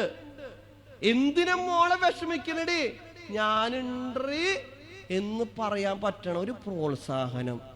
ഇവിടെയാണ് സ്നേഹം പ്രകടിപ്പിക്കാനുള്ളതാണ്, അല്ലാണ്ട് അടുക്കളയിൽ കെട്ടിവെക്കാനുള്ളതല്ല. സ്നേഹം പ്രകടിപ്പിക്കാനുള്ളതാണ്. അപ്പോൾ പ്രിയപ്പെട്ടവരെ, അച്ഛൻ പറഞ്ഞത് എന്താണ്? കുടുംബത്തിലെ അവഗണന ദാവീദിന്റെ ജീവിതത്തിൽ ഇരുട്ട് കട്ട പിടിച്ച അനുഭവം ഉണ്ടായിരുന്നു. ഇത് കേട്ടുകൊണ്ടിരുന്ന നിങ്ങളോട് പറയാനുള്ളത്, നമ്മുടെ ജീവിതത്തിൽ ഈ അനുഭവത്തിൽ കൂടെ ഇരുട്ട് കട്ട പിടിച്ച അവസ്ഥയെ കൂടെ പോണ വ്യക്തിയാണോ എന്നൊന്ന് പരിശോധിക്കാൻ വേണ്ടിയിട്ടാണ് അച്ഛൻ ഈ കാര്യങ്ങൾ പറഞ്ഞത്. രണ്ടാമത്തെ ഇരുട്ടെന്ന് പറയുന്നത് ശൗലിന്റെ പീഡനമായിരുന്നു. ശൗലിന്റെ പീഡനം ദാവീദിന്റെ ജീവിതത്തിലെ ഏറ്റവും ദീർഘവും വേദനാജനകമായ ഇരുട്ട് എന്ന് പറയുന്നത് ശൗൽ രാജാവിന്റെ പീഡനമായിരുന്നു. അത് പറയാൻ കാരണം എന്ന് പറയുന്നത്, ശൗലിനെ ഒരിക്കൽ ദൈവം അഭിഷേകം ചെയ്ത് രാജാവാക്കിയതാണ്. അവന്റെ അഹങ്കാരവും അവന്റെ അനുസരണക്കേടുമാണ് അവൻ ആ രാജപദവിയിൽ നിന്ന് ദൈവം മാറ്റി നിർത്തുവാൻ തക്കവണ്ണം ഒരുങ്ങിയത്. എന്നാൽ പ്രിയപ്പെട്ടവരെ, ഈ ശൗല് ഈ ദാവീദിനെ നിരന്തരം പീഡിപ്പിച്ചുകൊണ്ടിരുന്നു. ദാവീദിന്റെയും ഗോലിയാത്തിന്റെയും സംഭവം നമുക്കറിയാം. അങ്ങനെ ദാവീദ് ഗോലിയാത്തിനെ വകവരുത്തി വരുമ്പോൾ സ്ത്രീകൾ പറയാണ്, ശൗൽ 1000 കൊന്നു. ദാവീദ് ശൗല് വെച്ചേക്കോ? ശൗലിന്റെ ഉള്ളില് അസൂയ തോന്നി. പ്രിയപ്പെട്ടവരെ, ഈ വാക്കുകൾ ശൗലിന്റെ ഹൃദയത്തെ തീ പിടിപ്പിക്കുകയാണ്. ശൗൽ ദാവീദിനെ സംശയത്തോടെ നോക്കി. അവന്റെ ഹൃദയത്തിൽ അസൂയ നിറഞ്ഞു. അസൂയ എന്ന് പറഞ്ഞാൽ ആത്മീയ വിഷമാണ്. അസൂയ എന്ന് പറഞ്ഞാൽ ആത്മീയ വിഷമാണ് പ്രിയപ്പെട്ടവരെ. ഹൃദയം കറുപ്പിക്കും, ബന്ധങ്ങളൊക്കെ മുറിഞ്ഞു പോകും, ജീവിതം തന്നെ തകർക്കുന്നൊരവസ്ഥ. അവിടെ ദാവീദിനെ പല സമയത്തും കൊല്ലാനുള്ള ശ്രമങ്ങളൊക്കെ നടത്തി, തുറന്ന പീഡനം നടത്തുന്നുണ്ട്. ശൗൽ പലപ്പോഴും പലവട്ടം ദാവീദിന്റെ ദേഹത്തേക്ക് എറിഞ്ഞു കൊല്ലാൻ ശ്രമിച്ചിട്ടുണ്ട്. അങ്ങനെ ദാവീദ് ഒളിവ് ജീവിതത്തിലേക്ക് പോയി, ഗുഹകളിലേക്കും അതോടൊപ്പം തന്നെ ആ ഒരു ഇരുട്ടിന്റെ അനുഭവത്തിലേക്ക് പോയി. മലകളിലും മരുഭൂമികളിലും ശത്രുക്കളുടെ ദേശങ്ങളിൽ അവനിങ്ങനെ നടക്കേണ്ടി വന്നിട്ടുണ്ട്. ഒരു രാജാവായി അഭിഷേകം ലഭിച്ചവൻ അഭയാർത്ഥിയെ പോലെ ജീവിച്ചു. അനിശ്ചിതത്വത്തിന്റെ ഇരുട്ട്. പ്രിയപ്പെട്ടവരെ, ദാവീദിന്റെ ജീവിതത്തില് രണ്ടാമത്തെ ഇരുട്ട് എന്ന് പറയുന്നത് ശൗലിന്റെ പീഡനമായിരുന്നു. മൂന്നാമത്തെ ഇരുട്ട് എന്ന് പറയുന്നത് സ്വന്തം പാപമായിരുന്നു. യുദ്ധസമയത്ത് രാജാക്കന്മാർ എന്ത് ചെയ്യണം? യുദ്ധം ചെയ്യണ്ടേ? പക്ഷെ പുള്ളിക്കാരെന്ത് ചെയ്തു? വീട്ടിലിരുന്നു അല്ലേ? ഒരു ജാഗ്രത കുറവുണ്ടായിരുന്നു. ആ ജാഗ്രത കുറവാണ് അവന്റെ ജീവിതത്തിൽ അടിത്തറ ഇളക്കി. അങ്ങനെ ഒരു സമയത്ത് അവൻ വൈകുന്നേരം എഴുന്നേറ്റപ്പോൾ ഒരു സ്ത്രീ കുളിക്കുന്നത് കണ്ടു. പിന്നെ എന്ത് സംഭവിച്ചു? ആ സ്ത്രീയെ പ്രാപിച്ചു. ആ സ്ത്രീ ഗർഭം ധരിച്ചു എന്ന വാർത്ത അറിഞ്ഞപ്പോൾ ആ സ്ത്രീയുടെ ഭർത്താവിനെ കൊന്നുകളഞ്ഞു. പ്രിയപ്പെട്ടവരെ, കൊന്നുകളഞ്ഞു. കണ്ടോ? ജാഗ്രത ഇല്ലാതിരുന്നപ്പോൾ കണ്ണിന്റെ മോഹം, മനസ്സിന്റെ ചാഞ്ചാട്ടം, തെറ്റായ തീരുമാനമെടുത്തു, ബേത്ശേബയുമായിട്ട് പാപം ചെയ്യുന്നു. അങ്ങനെ ഊരിയാവിനെ കൊല്ലിക്കുന്നു. ഒരു പാപം മറ്റൊരു വലിയ പാപത്തിലേക്ക് ഇങ്ങനെ തുടരെ പോവാണ്. കണ്ടോ? ആദ്യം കണ്ണിന്റെ പാപമാണ്, കണ്ണുകൊണ്ട് പാപം ചെയ്തു. പിന്നെ വ്യഭിചാരത്തിലേക്ക് വന്നു. വ്യഭിചാരം കഴിഞ്ഞപ്പോൾ പിന്നെ കൊല്ലുന്ന അവസ്ഥയിലേക്ക് വന്നു. കണ്ടോ? ഇതുപോലെ തന്നെയാണ് നമ്മുടെ ജീവിതത്തിലും. കാണാൻ ഭംഗിയുള്ളതും തിന്മാൻ സ്വാദുണ്ട് അല്ലേ? ഇന്ന് നമ്മുടെ ജീവിതം ഇതുപോലെ തന്നെയാണ് പിശാച് നമ്മൾ ആകർഷിക്കുന്നത്. അതോടുകൂടി എന്ത് സംഭവിച്ചു? സന്തോഷം നഷ്ടപ്പെട്ടു പോയി. ആരുടെ? ദാവീദിന്റെ സന്തോഷം നഷ്ടപ്പെട്ടു പോയി, സമാധാനം പോയി, ദൈവ സാന്നിധ്യത്തിന്റെ മധുരം നഷ്ടപ്പെട്ടു. നമ്മുടെ ജീവിതത്തിൽ ഇതുപോലെ തന്നെയാണ്. ചില തെറ്റായ ബന്ധങ്ങൾ, ചില തെറ്റായ കൂട്ടുകെട്ടുകൾ, ഇങ്ങനെ നിരന്തരം മൊബൈൽ ഫോണിൽ ഇരിക്കുക. കാരണം നമ്മുടെ വീട്ടിൽ ഇഷ്ടം പോലെ പണിയുണ്ട്. നമുക്ക് തെറ്റ് ചെയ്യാനുള്ള സാധ്യത വളരെയേറെയാണ് പ്രിയപ്പെട്ടവർ. നമ്മൾ ഇന്ന് പത്രമാധ്യമത്തിലൂടെ ഒക്കെ നോക്കിക്കോ, എന്തോരം കാര്യങ്ങൾ നമ്മൾ കാണുന്നതും കേൾക്കുന്നതും. അതായത് നമ്മൾ ഇതുവരെ കാണാത്തതും കേൾക്കാത്തതുമായിട്ടുള്ള കാര്യങ്ങൾ, സാധ്യതകൾ വളരെയേറെയാണ്. അങ്ങനെ തെറ്റിപ്പോകുമ്പോൾ നമ്മുടെ സമാധാനം നഷ്ടപ്പെട്ടു പോകും, സന്തോഷം നഷ്ടപ്പെട്ടു പോകും, ദൈവ സാന്നിധ്യത്തിന്റെ മധുരം നഷ്ടപ്പെട്ടു പോകും. അപ്പോൾ ഇരുട്ടിലൂടെ കടന്നുപോയി ദാവീദ്. എങ്ങനെയൊക്കെയാണ്? കുടുംബത്തിലെ അവഗണനയിലൂടെ കടന്നുപോയി, ശൗലിന്റെ പീഡനത്താൽ കടന്നുപോയി, ഒളിവ് ജീവിതം നയിക്കേണ്ടി വന്നു, പാപം ചെയ്തു അല്ലേ? പാപം ചെയ്തു. പക്ഷേ ഇതൊക്കെ ചെയ്തപ്പോഴും ദാവീദ് പറയാണ്, യഹോവേ നീ എൻ്റെ ദീപമാകുന്നു, യഹോവ എൻ്റെ അന്ധകാരത്തെ പ്രകാശമാക്കും. നമ്മൾ ഈ പറഞ്ഞ മേഖലയിൽ കൂടെ കടന്നു പോകുന്ന വ്യക്തികളാണെങ്കിൽ, നമ്മൾ ഇരുട്ട് കട്ട പിടിച്ച അവസ്ഥയിൽ കൂടെ പോകുന്ന വ്യക്തിയാണെങ്കിൽ നമ്മൾ എന്ത് പറയണം? യഹോവേ എൻ്റെ ദീപമാകുന്നു, യഹോവ എൻ്റെ അന്ധകാരത്തെ പ്രകാശമാക്കും. ഈ പകൽക്കാലം നമ്മുടെ ജീവിതത്തിൽ നമ്മൾ മനസ്സിലാക്കേണ്ട കാര്യമാണ് പ്രിയപ്പെട്ടവർ. ഏതെങ്കിലും അന്ധകാരത്തിൻ്റെ മേഖലയിലൂടെ കടന്നു പോകുന്ന വ്യക്തിയാണെങ്കിൽ ഇന്ന് നമ്മളെ കർത്താവ് സ്പർശിച്ച ദിവസമാണ്. ഇത് നമ്മൾ ഒരിക്കലും പാഴാക്കി കളയാൻ പാടില്ല പ്രിയപ്പെട്ടവരെ. പുറമേയുള്ള ജീവിതമല്ല ദൈവം കാണുന്നത്, മറിച്ച് ഈ ഹൃദയത്തിലാണ് നോക്കുന്നത്. വെറും അഭിനയമൊക്കെ ഇന്ന് മുഴുവൻ ഓർണമെന്റൽ സ്പിരിച്വാലിറ്റി അല്ലേ? സ്ത്രീകൾക്ക് ഇപ്പൊ വില കൂടുതൽ, സ്വർണത്തിന്റെ വില റോക്കറ്റ് പോലെ പോണേ അല്ലേ? എന്താ വില അല്ലേ? ഇപ്പൊ സ്വർണ്ണമൊക്കെ മേടിക്കും, വസ്ത്രമൊക്കെ മേടിക്കും, പിന്നെ നമ്മുടെ ഫംഗ്ഷനൊക്കെ ഇട്ടുകൊണ്ട് പോയിട്ട് നമ്മൾ എന്ത് ചെയ്യും? പിന്നെ അത് തിരിച്ചു വരുമ്പോ നമ്മൾ ഇട്ടുകൊണ്ട് കിടക്കുവോ? ഇല്ല, അലമാരിയിൽ സൂക്ഷിച്ചു വയ്ക്കൂ അല്ലേ? സൂക്ഷിച്ചു വയ്ക്കും. ഇതുപോലെ തന്നെയാണ് പലപ്പോഴും ആത്മീയത. ഒരിക്കലും ഒരു സുന്ദരിയായിട്ടുള്ള പെൺകുട്ടിയോട് ചോദിച്ചു, എടി ഇതെങ്ങനെ നീ മുടി കൊണ്ട് കിടക്കണം എങ്ങനെ? അപ്പൊ അവള് പറഞ്ഞു, ഞാനേ താഴെ വരെ മുടിയാണ്. അപ്പൊ കൂട്ടുകാരികളൊക്കെ ചോദിച്ചു, ഇത് പല സാധനം തേച്ചിട്ട് ഈ സാധനം കിളർക്കണ പോലും ഇല്ല, അപ്പൊ നീ ഇതെങ്ങനെ കൊണ്ടു നടക്കണേന്ന് ചോദിച്ചു. അപ്പൊ പറഞ്ഞു, താളി ഉപയോഗിക്കുള്ളൂ, ഷാമ്പു ഉപയോഗിക്കില്ല, കെമിക്കല, ഹോർലിക്സ് ഇട്ട് പാല് കുടിക്കും, ചൂടുവെള്ളത്തിൽ കഴുകും. എന്തൊക്കെയാണ് മുടി വളരാനുള്ള? താളി ഉപയോഗിക്കും, ഷാമ്പു ഉപയോഗിക്കില്ല, ഹോർലിക്സ് ഇട്ട് പാല് കുടിക്കും, പിന്നെ ചൂടുവെള്ളത്തിൽ കഴുകും. 5 കിടക്കാൻ നേരത്തെ ആടിയുമ്പോ തൂക്കിയിടും.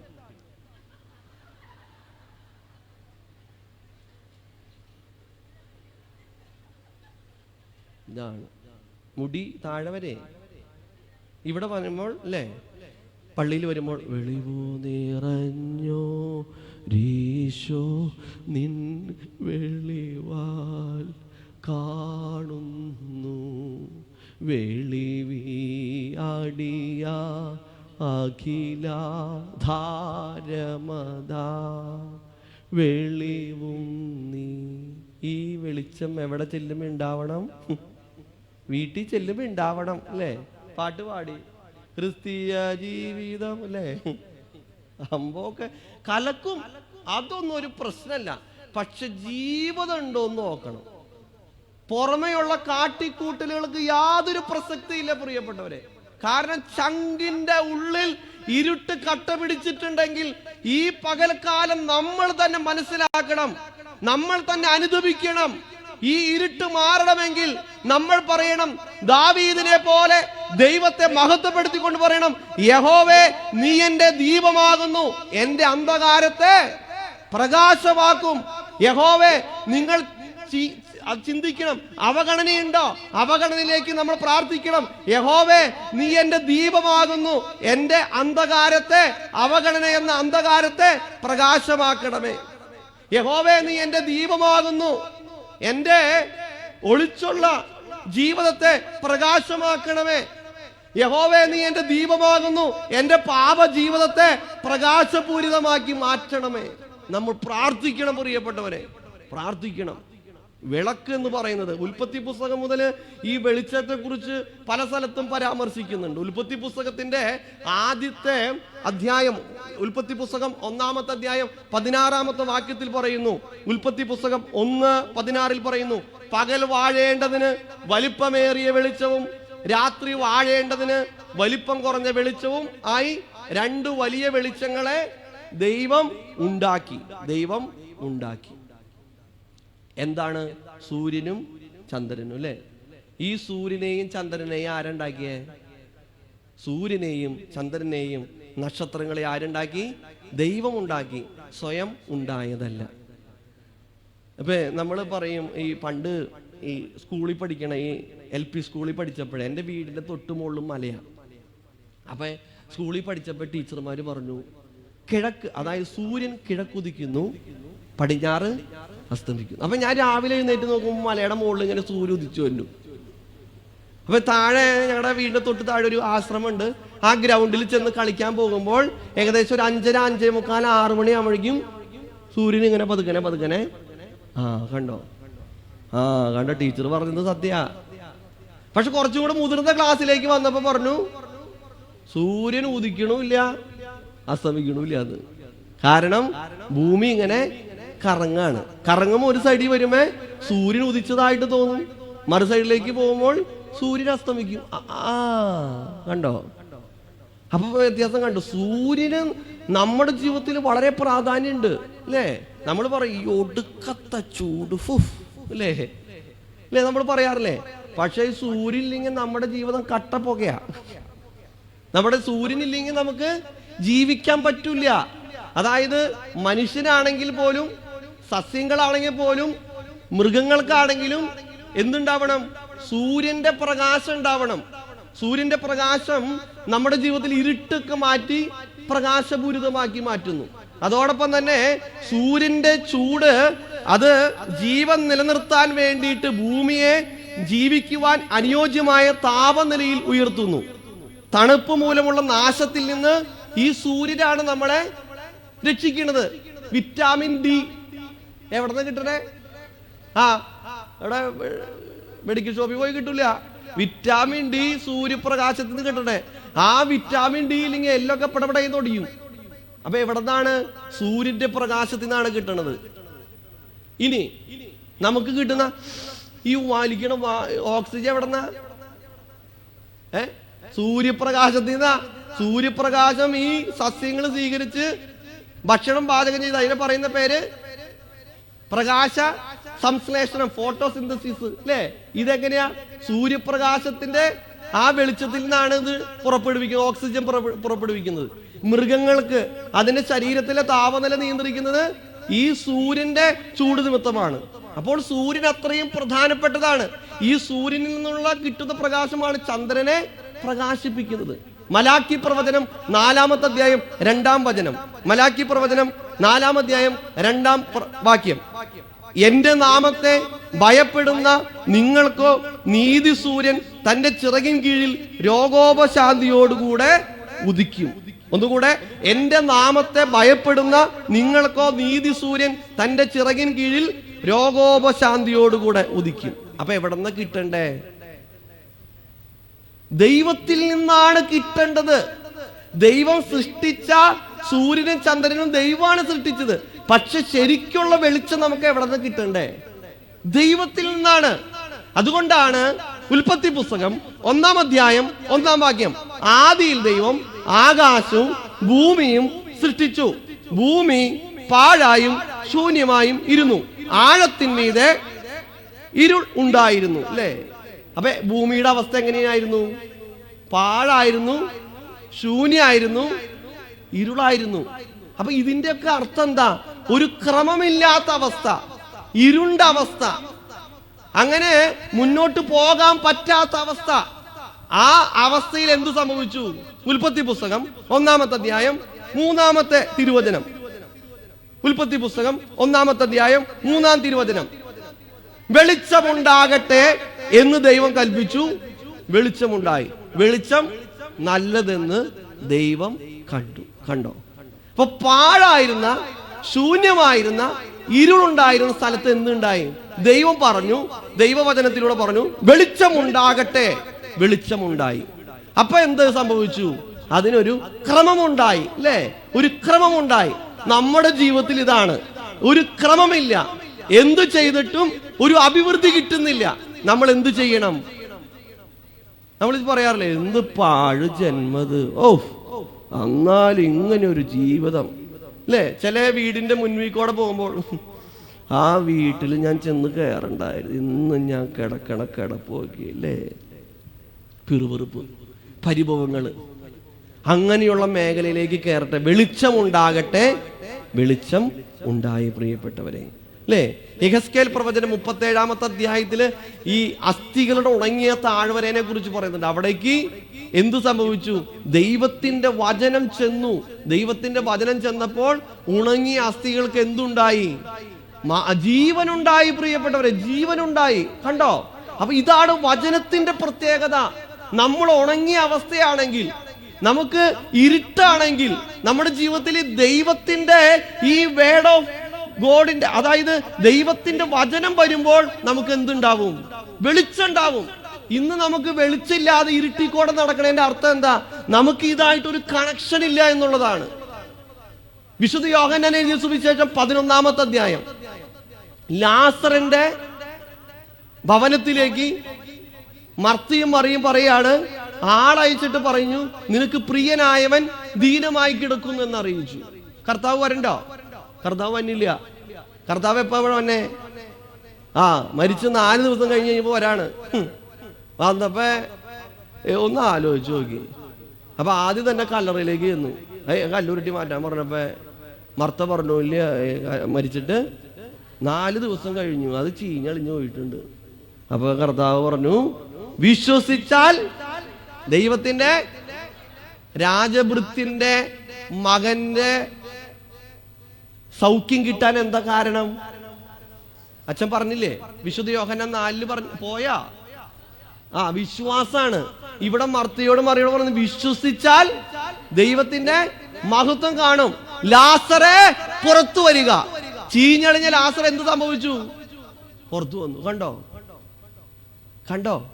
ഇന്ന് പ്രിയപ്പെട്ടവർ, ഇത് കേൾക്കുന്ന ആരെങ്കിലും ജീവിതം തകർന്ന് തരിപ്പണായി രോഗത്തിന്റെ മറ്റു പ്രതിസന്ധികളുടെ ഏതെങ്കിലും വിഷമത്തിലൂടെ പോകുന്ന എൻ്റെ പ്രിയപ്പെട്ട പിതാവേ, മാതാവേ, സഹോദര സഹോദരി, അനിയത്തി, ചീഞ്ഞളിഞ്ഞ അവസ്ഥയാണെങ്കിൽ ഒരു ഉയർപ്പ് തരാൻ കർത്താവിന് കഴിയും. വിശ്വസിച്ചോ? ഇന്ന് ദൈവം പ്രവർത്തിക്കും. അതാണ് ദൈവത്തിന്റെ വലിയ കൃപ എന്ന് പറയുന്നത്. കാരണം വെളിച്ചമുണ്ടാകട്ടെ, വെളിച്ചം ഉണ്ടായി. അതാണ് വിശുദ്ധ യോഹന്നാൻ എഴുതിയ സുവിശേഷം 8-ാമത്തെ അധ്യായം 12-ാമത്തെ വാക്യം. വിശുദ്ധ യോഹന്നാൻ 8:12. ഞാൻ ലോകത്തിന്റെ വെളിച്ചമാകുന്നു. ഞാൻ ലോകത്തിന്റെ ആരെ പറഞ്ഞേ? കർത്താവ്.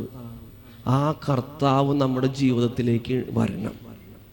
ആ കർത്താവ് ഒന്ന് വരുത്താമോ? ഇന്നിതിൻ്റെ ഉള്ളിലേക്ക് വരുമോ? എൻ്റെ വീട്ടില് പണ്ട് കന്നാരച്ചക്ക ഉണ്ടായിരുന്നു. കന്നാരച്ചക്ക, നിങ്ങൾ പൈനാപ്പിൾ എന്ന് പറയില്ലേ, അതിനെ പറയുന്ന പേരാണ് കന്നാരച്ചക്ക. അപ്പം എൻ്റെ അപ്പച്ചൻ ഇതിങ്ങനെ വെട്ടിക്കൊണ്ടുവരും. അപ്പം ഈ ജ്യൂസ് കുടിക്കാൻ ഭയങ്കര ആഗ്രഹമാണ്, ജ്യൂസ്. അപ്പം ഞാൻ എൻ്റെ അപ്പച്ചനോട് പറഞ്ഞു, അപ്പച്ച ഒരു മിക്സി മേടിക്കുകയാണെങ്കിൽ നമുക്ക് ഇത് ജ്യൂസ് അടിച്ച് കുടിച്ചൂടെ? അപ്പം അപ്പച്ചൻ എൻ്റെ ഒരു നോട്ടമുണ്ട്. അപ്പം ഞാനപ്പം പിന്നെ ആ നോട്ടത്തിൽ രാജ്യവും ശക്തിയും മഹത്വം ഉള്ളതുകൊണ്ട് ഞാൻ ഈ സൈഡിൽ കൂടെ പോയി. അപ്പം അങ്ങനെ 2-3-4 വട്ടം പറഞ്ഞപ്പോൾ പിന്നെ അപ്പച്ചൻ പിന്നെ ഒരു മിക്സി മേടിച്ചു. ഈ സാധനം കൊണ്ടുവന്നു. ഞാൻ ജ്യൂസൊക്കെ അടിച്ചു വെച്ചു. അങ്ങനെ ഫ്രിഡ്ജിലേക്ക് കയറ്റി വെച്ചു. എൻ്റെ അമ്മ പുറത്തേക്ക് പോയി. അമ്മ പുറത്ത് പോയപ്പോൾ ഈ ഗ്ലാസ് ഒക്കെ വെച്ച ഈ ഷെൽഫ് പൂട്ടിയിട്ട് താക്കോലും കൊണ്ട് അമ്മച്ചി പോയി. അപ്പോഴാണ് എൻ്റെ ഉച്ചയ്ക്ക് നല്ല ചൂടുള്ള ദിവസമാണ്. എൻ്റെ കൂട്ടുകാർ എന്നെ കാണാൻ വേണ്ടി വന്നു. അപ്പേ ഇവർക്ക് പൈനാപ്പിൾ ജ്യൂസ് കൊടുക്കാമെന്ന് വിചാരിച്ച് ഞാൻ എടുത്തപ്പോൾ ഗ്ലാസ് ഇല്ല. പിന്നെ ഇതിൽ മൊത്തി കുടിക്കാൻ പറയാൻ പറ്റും, ഇത് കുടിച്ചോടാന്ന് ഭയങ്കര നാണക്കേടല്ലേ. അപ്പം ഞാൻ നോക്കുമ്പോ എൻ്റെ അപ്പച്ചൻ്റെ അപ്പൻ ഉപയോഗിച്ച കോളാമ്പി ഇരിക്കുന്നുണ്ട് മുൻവശത്തെ റൂമിൽ, ഷോക്കേസിൽ. 25 വർഷം മുൻപ് ഉപയോഗിച്ചാട്ടോ, 25 വർഷം മുൻപ് ഉപയോഗിച്ചതാ. അത് അമ്മച്ചി ഇങ്ങനെ ഇടയ്ക്ക് കഴുകിയൊക്കെ വൃത്തിയാക്കിയൊക്കെ ചെയ്യും. കൊടുക്കാൻ പറ്റുമോ? എന്താ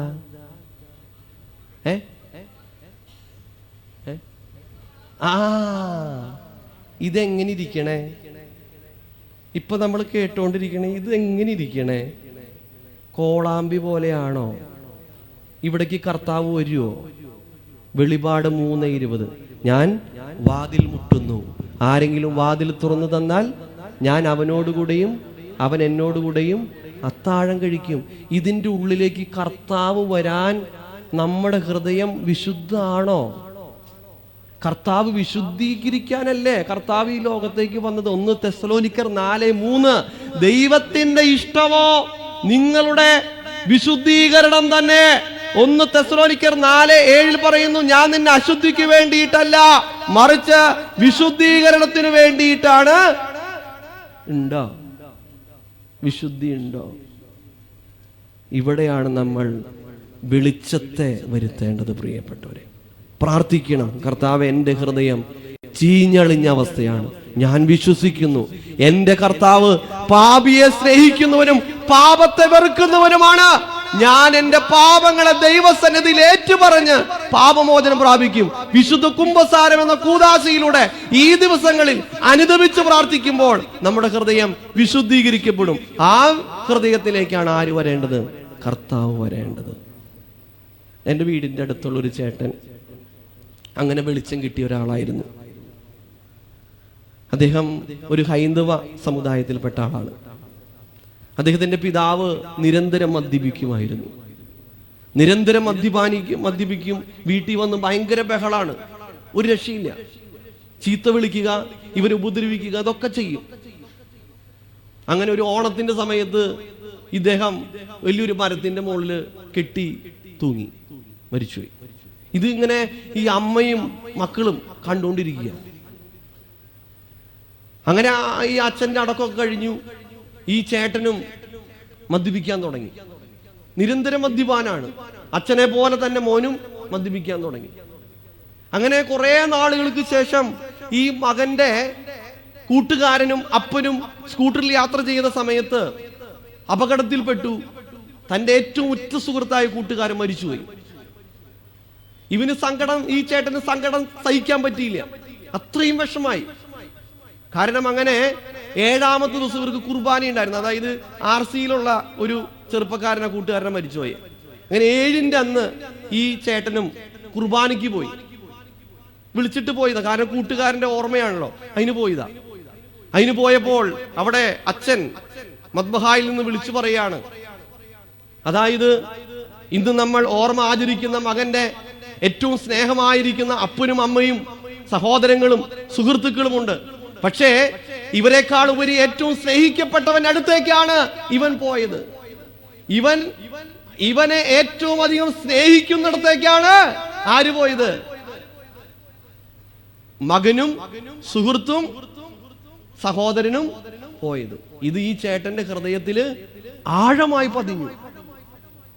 പതിഞ്ഞു. പ്രിയപ്പെട്ടവരെ, അദ്ദേഹം വീണ്ടും വീണ്ടും വചനം വായിക്കാൻ തുടങ്ങി. കാരണം ഒരു ഹൈന്ദവ സഹോദരനാണെന്ന് ഓർക്കണം. വീണ്ടും വീണ്ടും വചനം വായിക്കാൻ തുടങ്ങി. ആരാധനയിൽ സംബന്ധിക്കാൻ തുടങ്ങി. പരിപൂർണമായി അദ്ദേഹം മാനസാന്തരപ്പെട്ടു. 18 വർഷമായി ആള് മദ്യപിച്ചിട്ട്. 18 വർഷമായി ആള് മദ്യപിച്ചിട്ട്. ഏത് കിട്ടി പ്രിയപ്പെട്ടവരെ? വിശുദ്ധ യോഹന്നാൻ 8:12, ഞാൻ ലോകത്തിന്റെ ആ കർത്താവിനെ കിട്ടിയ ചേട്ടന്. നമ്മള് അമ്മയുടെ വയറ്റിൽ ഉരുവായ സമയം മുതൽ കേൾക്കണതാ. എന്ത്? ഈ വചനം കേൾക്കണതാ അല്ലെ? വചനം കേൾക്കണതാ. നമ്മൾ അമ്മയുടെ വയറ്റിൽ നിന്ന് പുറത്തു വന്നപ്പോഴും ഇത് കേട്ടുകൊണ്ടിരിക്കുക. എല്ലാ ഞായറാഴ്ചകളിലും കേൾക്കുന്നുണ്ട്. കൺവെൻഷൻ എവിടെയുണ്ടോ അവിടെ പോയി കേൾക്കും. യുവജന പ്രസ്ഥാനത്തിൽ കേട്ടു, പറഞ്ഞു. സ്ത്രീ സമാജത്തിൽ കേട്ടു, പറഞ്ഞു. പിന്നെ എല്ലാ മൊബൈൽ ഫോണിൽ കൂടെ പ്രസംഗങ്ങൾ കേൾക്കുന്നുണ്ട്. പക്ഷേ ഈ വീണ വിത്തെ മുളച്ചണ്ട.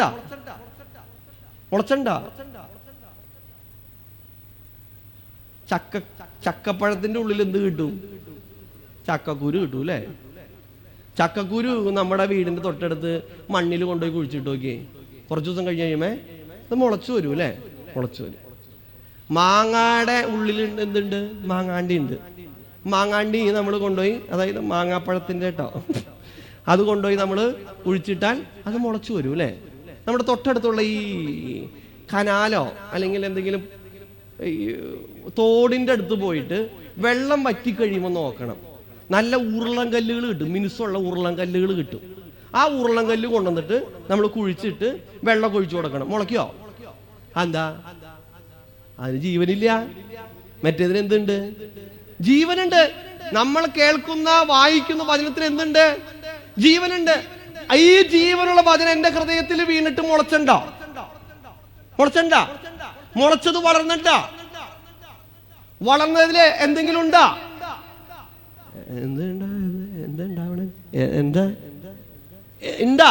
എന്താ? ആത്മാവിന്റെ ഫലമോ? ഗലാത്യർ 5:22 ആത്മാവിന്റെ ഫലമോ?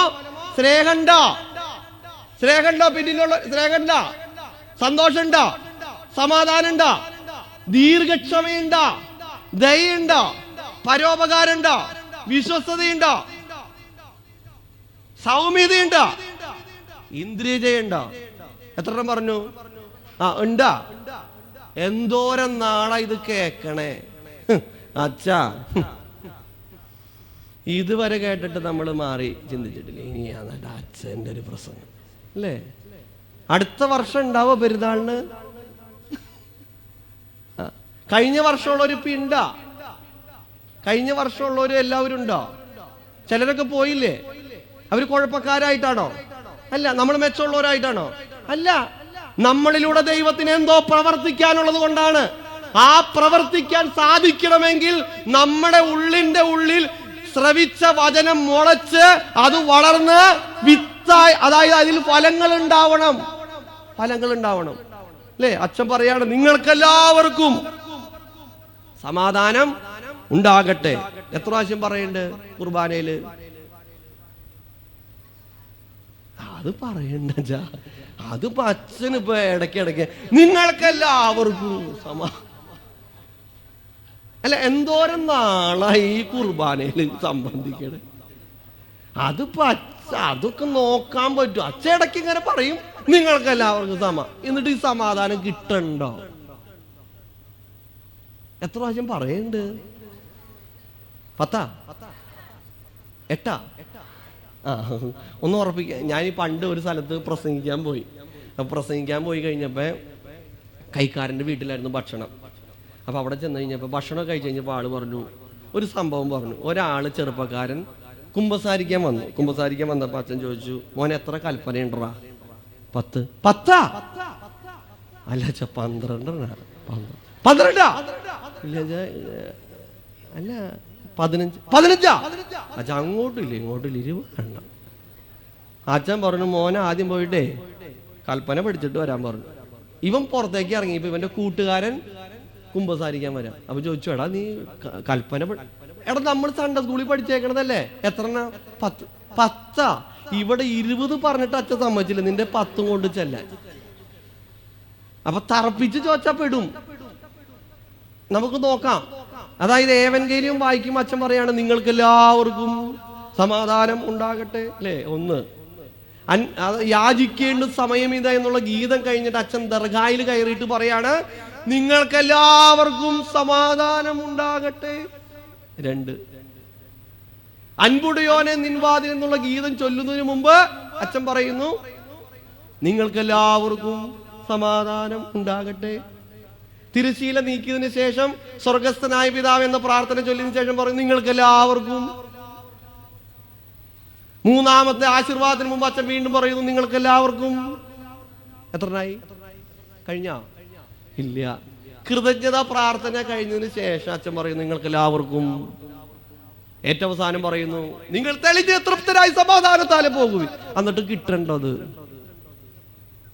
6 പ്രാവശ്യം പറയുന്നുണ്ട് പ്രിയപ്പെട്ടവരെ. അല്ല 7 ഇല്ല, 7 ഏറ്റവും അവസാനം പറയണത്. ഞാൻ പറഞ്ഞത് എന്നിട്ട് ഇത് കിട്ടണ്ടെന്ന് ചോദിക്കണേ.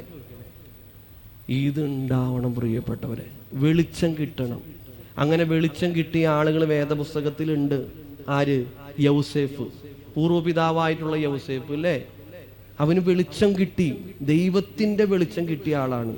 കുഴിയിൽ നിന്നും സിംഹാസനത്തിലേക്ക് ഈ വെളിച്ചം കിട്ടിയപ്പോൾ അവൻ മാറി. അവന് സഹോദരന്മാർ അവനെ വിറ്റുകളഞ്ഞു, അല്ലേ? വിറ്റുകളഞ്ഞു, അടിമയാക്കപ്പെട്ടു, തടവുകാരനാക്കി. പക്ഷേ ഇരുട്ട് സ്ഥിരമല്ല പ്രിയപ്പെട്ടു, ഇരുട്ട് സ്ഥിരമല്ല. ദൈവം പ്രകാശം ഒരുക്കിയിരിക്കും. ഇതുപോലെ തന്നെയാണ് മോശ മരുഭൂമിയിൽ, അല്ലേ? 40 വർഷം മരുഭൂമിയിൽ ഇരുട്ടുണ്ടായിരുന്നു. മിസ്രൈമ്യ അടിമത്തത്തിൽ നിന്ന് ജനങ്ങളെ വിടുവിച്ചു കൊണ്ടുവന്നു, അല്ലേ? പ്രകാശത്തിലേക്ക് നയിച്ച ദൈവത്തിന്റെ ദാസനായിരുന്നു ആര്? മോശ, അല്ലേ? പൗലോസ്ലീഹ. ആത്മീയ ഇരുട്ടിൽ നിന്ന് ദൈവം അവനെ സത്യത്തിന്റെ പ്രകാശത്തിലേക്ക് കൊണ്ടുവന്ന ഒരു മിഷണറി വീരനായിട്ട് അവനെ മാറ്റി. കണ്ടോ? നമുക്കും അങ്ങനെ മാറ്റും. എങ്ങനെയൊക്കെ ചെയ്യണം? ദൈവത്തിന്റെ പ്രകാശം അനുഭവിക്കാൻ എന്തൊക്കെ ചെയ്യണം? ദിവസേന വചനം വായിക്കണം. ഉണ്ടോ? അത് വായിക്കാറുണ്ടോ?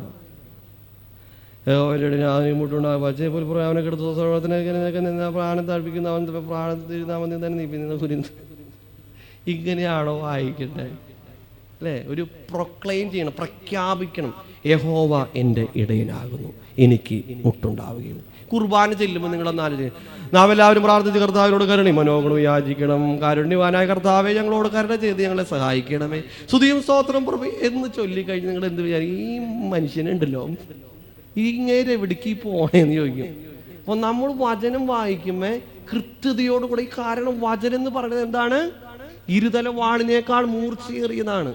ഇത് വായിക്കുമ്പോൾ തന്നെ ദൈവം നമുക്ക് അനുഗ്രഹം നൽകും. അപ്പൊ വചനം വായിക്കണം. 119 സങ്കീർത്തനം 109 വാക്യം എന്താ? കർത്താവിന്റെ വചനം കാലിന് വിളക്കും പാതയ്ക്ക് പ്രകാശമാകുന്നു. അല്ലേ? കർത്താവിന്റെ വചനം വായിക്കണം, സ്ഥിരമായി പ്രാർത്ഥിക്കണം, വ്യക്തിപരമായ പ്രാർത്ഥന ഉണ്ടാകണം, പിന്നെ യാമപ്രാർത്ഥനകളൊക്കെ നമ്മൾ ചെയ്യണം, പിന്നെ വിശ്വാസ ജീവിതം ഉണ്ടാവണം. പാപം എന്ന് പറഞ്ഞാൽ അന്ധകാരമാണ്, വിശുദ്ധി എന്ന് പറഞ്ഞാൽ പ്രകാശമാണ്. ഇത് നമ്മൾക്ക് ജീവിതത്തിൽ ഉണ്ടാകണം. സഭയോടൊപ്പം ജീവിക്കണം, വിശുദ്ധ ആരാധനകൾ സംബന്ധിക്കണം, വിശുദ്ധ വേദപുസ്തകം വായിക്കണം, നോമ്പെടുക്കണം, വിശുദ്ധ കുർബാന അനുഭവിക്കണം, കുർബാനയിൽ ആത്മാർത്ഥമായിട്ടും സംബന്ധിക്കണം. പിന്നെ നന്ദിയോടെ ജീവിക്കണം, നന്ദി ഉണ്ടാവണം, നന്ദി. 10 കുഷ്ഠരോഗികളെ കർത്താവിൻ്റെ അടുത്ത് വന്നു കഴിഞ്ഞപ്പോൾ 10 കുഷ്ഠരോഗികൾ യേശു തമ്പുരാൻ പറഞ്ഞു, നിങ്ങൾ പോയി പുരോഹിതന്മാരെ കാണിച്ചു കൊടുക്കാൻ പറഞ്ഞു. അങ്ങനെ പോണ വഴിയിൽ ആർക്ക് കിട്ടി? സൗഖ്യം കിട്ടി. പക്ഷേ ഒരാൾ മാത്രം മടങ്ങി വന്നുള്ളൂ. നമ്മളൊക്കെ ആ ഒരാളുടെ കൂട്ടത്തിലുള്ള ആളായിരിക്കണം കേട്ടോ. ആ ഒരാളുടെ കൂട്ടത്തിലുള്ള ആളായിരിക്കണം പ്രിയപ്പെട്ടവരെ. നമ്മൾ നന്ദിയുള്ളവരായിരിക്കണം. അതുകൊണ്ടാണ് എൻ മനമേ യഹോവയെ വാഴ്ത്തുക, അവിടുത്തെ സർവാന്തരംഗമേ അവിടുത്തെ വാഴ്ത്തുക, എൻ മനമേ യഹോവയെ വാഴ്ത്തുക, അവിടുത്തെ ഉപകാരങ്ങൾ ഒരിക്കലും മറക്കരുത്. മറക്കുവോ? ആരെ? കർത്താവിനെ മറക്കരുത്, ചെയ്ത ഉപകാരങ്ങൾ മറക്കരുത്. അപ്പം ഞാൻ പറഞ്ഞത് നിങ്ങൾക്ക് മനസ്സിലായോ? പറഞ്ഞത് എന്തൊക്കെ കാര്യങ്ങൾ പറഞ്ഞേ? ഒന്ന് കേക്കട്ടെ. എന്തൊക്കെ കാര്യങ്ങൾ പറഞ്ഞേ? പോയി എല്ലാം ഗ്യാസ് പോലെ പോയി. തുറന്ന മനസ്സുണ്ടാവണം. 2, കർത്താവെ എന്നോട് വ്യക്തിപരമായും സംസാരിക്കണം. 3, കണ്ണ് തുറന്നിരിക്കണം. എല്ലാവരും ഏകദേശമൊക്കെ കണ്ണൊന്നും അടഞ്ഞിട്ടില്ല എന്ന് തോന്നണേ, കണ്ണൊക്കെ തുറന്നായിരുന്നേ അല്ലേ? വീണ്ടും നമ്മൾ വായിച്ചത് പിന്നെ പറഞ്ഞ ബെഞ്ചമിൻ ഫ്രാങ്കലിൻ്റെ ഒരു സംഭവമാണ് പറഞ്ഞ്. അതായത് അദ്ദേഹത്തിൻ്റെ വീടിൻ്റെ മുൻവശത്ത് ആ വിളക്ക് കത്തിച്ചപ്പോൾ അവിടെ പോണ ആൾക്കാർക്കൊക്കെ ഒരു പ്രകാശം കിട്ടി.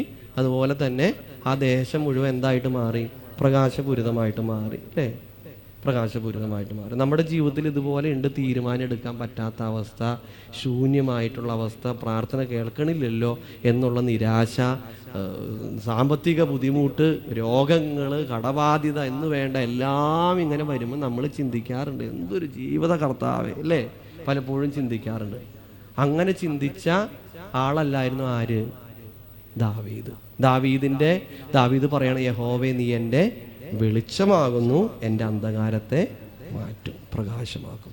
ഇദ്ദേഹത്തിൻ്റെ ജീവിതത്തിൽ ഇതുപോലെയുള്ള അനുഭവങ്ങളൊക്കെ ഉണ്ടായിട്ടുണ്ട്. അവഗണന ഉണ്ടായിട്ടുണ്ട്, ശൗലിൻ്റെ പീഡനം ഉണ്ടായിട്ടുണ്ട്, ഒളിവ് ജീവിതം ഉണ്ടായിട്ടുണ്ട്, പാപത്തിൻ്റെ അവസ്ഥയൊക്കെ ഉണ്ടായിട്ടുണ്ട്. അപ്പോൾ അവിടെയൊക്കെ ഇവൻ പറഞ്ഞത് എന്താ? യഹോവേ നീ എൻ്റെ ദീപമാകുന്നു, എൻ്റെ അന്ധകാരത്തെ പ്രകാശമാക്കും. അവൻ്റെ ജീവിതം പ്രകാശപൂരിതമായിട്ട് മാറി. നമ്മുടെ ജീവിതത്തിൽ ഇതുപോലെ അവഗണനകൾ അല്ലേ? താരതമ്യപ്പെടുത്തുക, ഒരിക്കലും താരതമ്യപ്പെടുത്തരുത്. ഒരിക്കലും, അതായത് നമ്മുടെ പ്രിയപ്പെട്ടവരെയൊക്കെ കേൾക്കണം, അവർക്ക് പ്രോത്സാഹനം കൊടുക്കണം. അങ്ങനെയൊക്കെ നമ്മുടെ ജീവിതത്തിൽ ഉണ്ടാകണം പ്രിയപ്പെട്ടവരെ. അതുപോലെ തന്നെ പീഡനങ്ങളൊക്കെ ഉണ്ടാകുമ്പോഴും ബുദ്ധിമുട്ടുകളൊക്കെ ഉണ്ടാകുമ്പോഴും നമ്മുടെ ജീവിതം പാപത്തിലൂടെയൊക്കെ കടന്നു പോകുമ്പോൾ നമ്മൾ എന്ത് പറയണം? കർത്താവേ നീ എൻ്റെ ദീപമാകുന്നു, എൻ്റെ അന്ധകാരത്തെ പ്രകാശമാക്കും. അപ്പം അങ്ങനെ വെളിച്ചത്തെക്കുറിച്ചാണ് പറഞ്ഞത്. ഉൽപ്പത്തി പുസ്തകത്തിൽ പറയുന്നുണ്ട് 2 വെളിച്ചങ്ങൾ ഉണ്ടാക്കി. ഒന്ന് സൂര്യനും ചന്ദ്രനും, പിന്നെ 2, അതായത് പകൽ വാഴേണ്ടതിന് വലിയ വെളിച്ചവും ഇരുൾ വാഴേണ്ടതിന് ചെറിയ വെളിച്ചവും അല്ലേ? ഇതിനൊക്കെ ആരുണ്ടാക്കിയത്? ദൈവമാണ് ഉണ്ടാക്കിയത് അല്ലേ? ദൈവമാണ് ഉണ്ടാക്കിയത്. ഭൂമിയുടെ ആദ്യത്തെ അവസ്ഥ എങ്ങനെയായിരുന്നു? പാഴായിരുന്നു, ശൂന്യമായിരുന്നു, ഇരുളുണ്ടായിരുന്നു. ആഴത്തിന്മീത് ദൈവത്തിൻ്റെ ആത്മാവ് പരിവർത്തിച്ചു, വെളിച്ചമുണ്ടാകട്ടെ എന്ന് പറഞ്ഞപ്പോൾ വെളിച്ചമുണ്ടായി. ആരെങ്കിലും ഇങ്ങനെ ക്രമമില്ലാത്ത പോകുന്നൊരവസ്ഥയാണെങ്കിൽ കർത്താവിൻ്റെ വെളിച്ചം നമുക്ക് ലഭിക്കും. അതാണ് വിശുദ്ധ യോഹന്നാൻ 8:12 ഞാൻ ലോകത്തിൻ്റെ വെളിച്ചമാകുന്നു. അപ്പോൾ ആ ചേട്ടൻ്റെ, എൻ്റെ അയൽവക്കത്തുള്ള ചേട്ടൻ്റെ അനുഭവങ്ങൾ പറഞ്ഞല്ലോ. ആ ജീവിതത്തിൽ 18 വർഷമായ ആള് പിന്നെ മദ്യപിച്ചിട്ട് അദ്ദേഹം ഒരു വീട് പണിതു, അദ്ദേഹം കല്യാണം കഴിച്ചു, 2 മക്കളുണ്ട്. അദ്ദേഹത്തിൻ്റെ സഹോദരിയെ BSc നഴ്സിങ്ങിന് വിട്ടു, വേറൊരു BSc നഴ്സിങ്ങിനെ കൊണ്ട് കെട്ടിച്ചു. ഇന്നും ആള് സുവിശേഷ വേലയ്ക്കായിട്ടാണ്. അദ്ദേഹം വാർക്കപ്പണിയാണ്. വാർക്കപ്പണി കഴിഞ്ഞ് വന്നാലും സുവിശേഷ വേലയ്ക്ക് പോകും. കാരണം ആ വെളിച്ചം കിട്ടി. ആരെ കിട്ടി? ക്രിസ്തുവിനെ കിട്ടി. അങ്ങനെ വെളിച്ചം കിട്ടിയ ആൾക്കാരാണ് ആര്? 1 യോസഫ്, 2 മോശ, 3 പൗലോസ്ലീഹ, 4 നാലാമത്തെ പറഞ്ഞില്ലല്ലോ അച്ഛാ. ഞാൻ നാലാമത്തെ ആളാരാ? ഞാൻ അല്ലേ? ഞാൻ. മറ്റുള്ളവന്റെ മുൻപിൽ വായിക്കപ്പെടേണ്ട സുവിശേഷം ആരാ? എന്റെ ഭാര്യയുടെ മുൻപിൽ വായിക്കപ്പെടേണ്ട സുവിശേഷം ആരാ? ഞങ്ങളാ. ഞാൻ എന്റെ ഭർത്താവിന്റെ മുൻപിൽ വായിക്കപ്പെടേണ്ട സുവിശേഷം ഞാനാണ്. എന്റെ മക്കളുടെ മുൻപിൽ, എന്റെ അയൽവക്കക്കാരുടെ മുൻപിൽ വായിക്കപ്പെടേണ്ട സുവിശേഷം ആരാ? ഞാൻ അല്ലേ? എന്ത് ചെയ്യണം? അങ്ങനെ വെളിച്ചമായി തീരാൻ വചനം വായിക്കണം, പ്രാർത്ഥിക്കണം, യാമപ്രാർത്ഥനകൾ ചൊല്ലണം, വിശുദ്ധ കുർബാന സംബന്ധിക്കണം, നന്ദിയുള്ളവരായിരിക്കണം. മനസ്സിലായോ ഞാൻ പറഞ്ഞത്? മനസ്സിലായിട്ടുള്ളവർക്കും മനസ്സിലാവാത്തവർക്കും. ഒരിക്കലും ഒരു കൊച്ച് ഒരു അച്ഛൻ്റെ അടുത്ത് പോയിട്ട് പറഞ്ഞു, അച്ഛാ ഇന്ന മഞ്ച്. അപ്പൊ അച്ഛൻ പറഞ്ഞു, വേണ്ട, എനിക്ക് വേണ്ട, എനിക്ക് ഷുഗറടാ. വീണ്ടും കൊടുത്തു. നിർബന്ധം സഹിക്കുക വയ്യാതെ അച്ഛൻ പോക്കലെടുത്തിട്ടു. കൊച്ചു ഭയങ്കര കരച്ചില്ല. ഈ കൊച്ചു ടീച്ചർ എടുത്തിട്ട് പോയിട്ട് പറഞ്ഞു, എൻ്റെ പൊന്ന് ടീച്ചർ, എൻ്റെ മഞ്ചെടുത്ത് അച്ഛൻ പോക്കറ്റിൽ എടുത്തിട്ടു ടീച്ചറെ. ടീച്ചർ ഒരു ചൂരലായിട്ട് അച്ഛൻ്റെ അടുത്ത് വന്നിട്ട് പറഞ്ഞു, അച്ഛൻ എന്തൊട്ട് പരിപാടി കാണിച്ചേ? ആ കൊച്ചിന് തിന്നാൻ കൊടുത്ത മഞ്ചെടുത്ത് അച്ഛൻ പോക്കറ്റിൽ എടുത്തിട്ടൂല. എൻ്റെ പൊന്ന് ടീച്ചറെ, ഞാൻ ആ കൊച്ചിനോട് പറഞ്ഞതാ, വേണ്ട വേണ്ടാന്ന് പറഞ്ഞതാ. നിർബന്ധം സഹിക്കുക വയ്യാതെ ഞാൻ പോക്കറ്റിൽ എടുത്തിട്ടതാ. അതെന്തിനാ തന്നേന്ന് അറിയാമോ അച്ഛാ? അതിൻ്റെ കവർ പൊളിച്ചു കൊടുക്കാൻ വേണ്ടിയിട്ടാ. പറഞ്ഞത് മനസ്സിലായോ? ഇന്ന് വൈകിട്ടുണ്ടോ കൺവെൻഷൻ? നോക്കട്ടെ അച്ഛൻ, ഇന്ന് വൈകിട്ടത്തെയും കൂടി ഒന്ന് നോക്കട്ടെ. നോക്കാം അല്ലേ? പ്രിയപ്പെട്ടവരെ, ഇപ്പോഴാണ് സുപ്രസാദകാലം, ഇപ്പോഴാണ് രക്ഷാകര സമയം. പ്രാർത്ഥിക്കാം. കാരുണ്യവാനും സ്നേഹനിധിയുമായ വാഴ്ത്തപ്പെട്ട സ്വർഗസ്ഥ നല്ല പിതാവേ, അനുഗ്രഹീതമായ ഈ നല്ല മധ്യാഹ്നത്തിനായി ദൈവത്തോട് നന്ദി പറയുന്നു. പരിശുദ്ധ അന്ത്രയോസ് പിതാവിൻ്റെ ഓർമ്മ പെരുന്നാളിനോടനുബന്ധിച്ച് നടത്തപ്പെടുന്ന ദൈവവചന ശുശ്രൂഷയിൽ കർത്താവെ, ഞങ്ങൾക്ക് പങ്കുകൊള്ളുവാൻ ഞങ്ങൾക്ക് തന്ന കൃപയ്ക്കായിട്ട് ദൈവത്തോട് നന്ദി പറയുന്നു. യേശുവെ, അമ്മയുടെ ഉദരത്തിൽ ജീവന്റെ തുടിപ്പായ സമയം എൻ്റെ അമ്മ അറിഞ്ഞു. എൻ്റെ വയറ്റിൽ ഒരു കുഞ്ഞ് ഇതാ രൂപം കൊണ്ടിരിക്കുന്നു. എൻ്റെ അമ്മ അറിഞ്ഞ സമയം, എൻ്റെ അമ്മ എൻ്റെ അപ്പയോട് പറഞ്ഞ സമയം, എൻ്റെ അപ്പയും അമ്മയും ഒരുമിച്ച് സന്തോഷിച്ച സമയം, എൻ്റെ അപ്പയും അമ്മയും എൻ്റെ വീട്ടിലുള്ളവരോട്, എൻ്റെ അയൽവക്കക്കാരോട്, എൻ്റെ പ്രിയപ്പെട്ടവരോട് പറഞ്ഞ ആ സന്തോഷകരമായ നിമിഷം, എൻ്റെ അമ്മയുടെ വയറ്റിൽ ഞാൻ പൂർണ്ണ വളർച്ചയെത്തി ഈ ലോകത്തിലേക്ക് ജനിച്ച സമയത്തെ ഓർത്ത് ഞാൻ നന്ദി പറയുന്നു. എൻ്റെ ഓരോ ദിവസത്തെ, ഓരോ ആഴ്ചയിലെ, ഓരോ മാസത്തെ, ഓരോ വർഷത്തിലെ വളർച്ച കർത്താവെ ഇതുവരെ എന്നെ നടത്തി. എനിക്ക് ആദ്യമായിട്ട് ആദ്യാക്ഷരം കുറിച്ചു തന്ന എൻ്റെ പ്രിയപ്പെട്ട ഗുരു, എന്നെ മാമോദീസ മുക്കി എൻ്റെ അച്ഛനെ ഓർത്ത് ഞാൻ നന്ദി പറയുന്നു. എന്നെ പഠിപ്പിച്ച എല്ലാ ഗുരുക്കന്മാരെ ഓർത്ത് നന്ദി പറയുന്നു. എൻ്റെ ജീവിത വളർച്ചയിൽ സഹായിച്ച എല്ലാ പ്രിയപ്പെട്ടവരെ ഓർത്ത് ഞാൻ നന്ദി പറയുന്നു. എൻ്റെ അപ്പയെയും അമ്മയെയും ഓർത്ത് നന്ദി പറയുന്നു. എൻ്റെ കൂടപ്പിറപ്പുകളെ ഓർത്ത് നന്ദി പറയുന്നു. എൻ്റെ സുഹൃത്തുക്കളെ ഓർത്ത് നന്ദി പറയുന്നു. എൻ്റെ ജീവിത പങ്കാളിയെ ഓർത്ത് ഞാൻ നന്ദി പറയുന്നു. എനിക്ക് തന്ന ജോലിക്കായിട്ട് നന്ദി പറയുന്നു. എൻ്റെ മക്കൾക്കായിട്ട് ഞാൻ നന്ദി പറയുന്നു. എൻ്റെ ഭവനത്തിന്, എനിക്ക് സഞ്ചരിക്കാൻ തന്ന വാഹനത്തിന്, എൻ്റെ പള്ളിക്കായിട്ട് ദൈവത്തോട് നന്ദി പറയുന്നു. എൻ്റെ പള്ളിയിലുള്ള അച്ഛന്മാരെ ഓർത്ത് നന്ദി പറയുന്നു. എൻ്റെ ഭദ്രാസനം ഉൾപ്പെട്ട അഭിവന്ദ്യ തിരുമേനിയെ ഓർത്ത് നന്ദി പറയുന്നു. എൻ്റെ സഭയിലുള്ള എല്ലാ ഞങ്ങളുടെ പരിശുദ്ധ കാതോലിക്ക ബാവയെ ഓർത്ത് നന്ദി പറയുന്നു. എല്ലാ അഭിവന്ദ്യ പിതാക്കന്മാർ, എല്ലാ വൈദികരെ, എല്ലാ ശമ്മാശന്മാരെ, എല്ലാ സെമിനാരി സ്റ്റുഡൻസിനെ, എല്ലാ കന്യാസ്ത്രീ അമ്മമാരെ ഓർത്ത് ഞാൻ നന്ദി പറയുന്നു. എൻ്റെ ജീവിത വളർച്ചയിൽ ഇതുവരെ താങ്ങും തണലുമായി കരുതിയവർ, സഹായിച്ചവർ എല്ലാവരെയും ഓർത്ത് നന്ദി പറയുന്നു.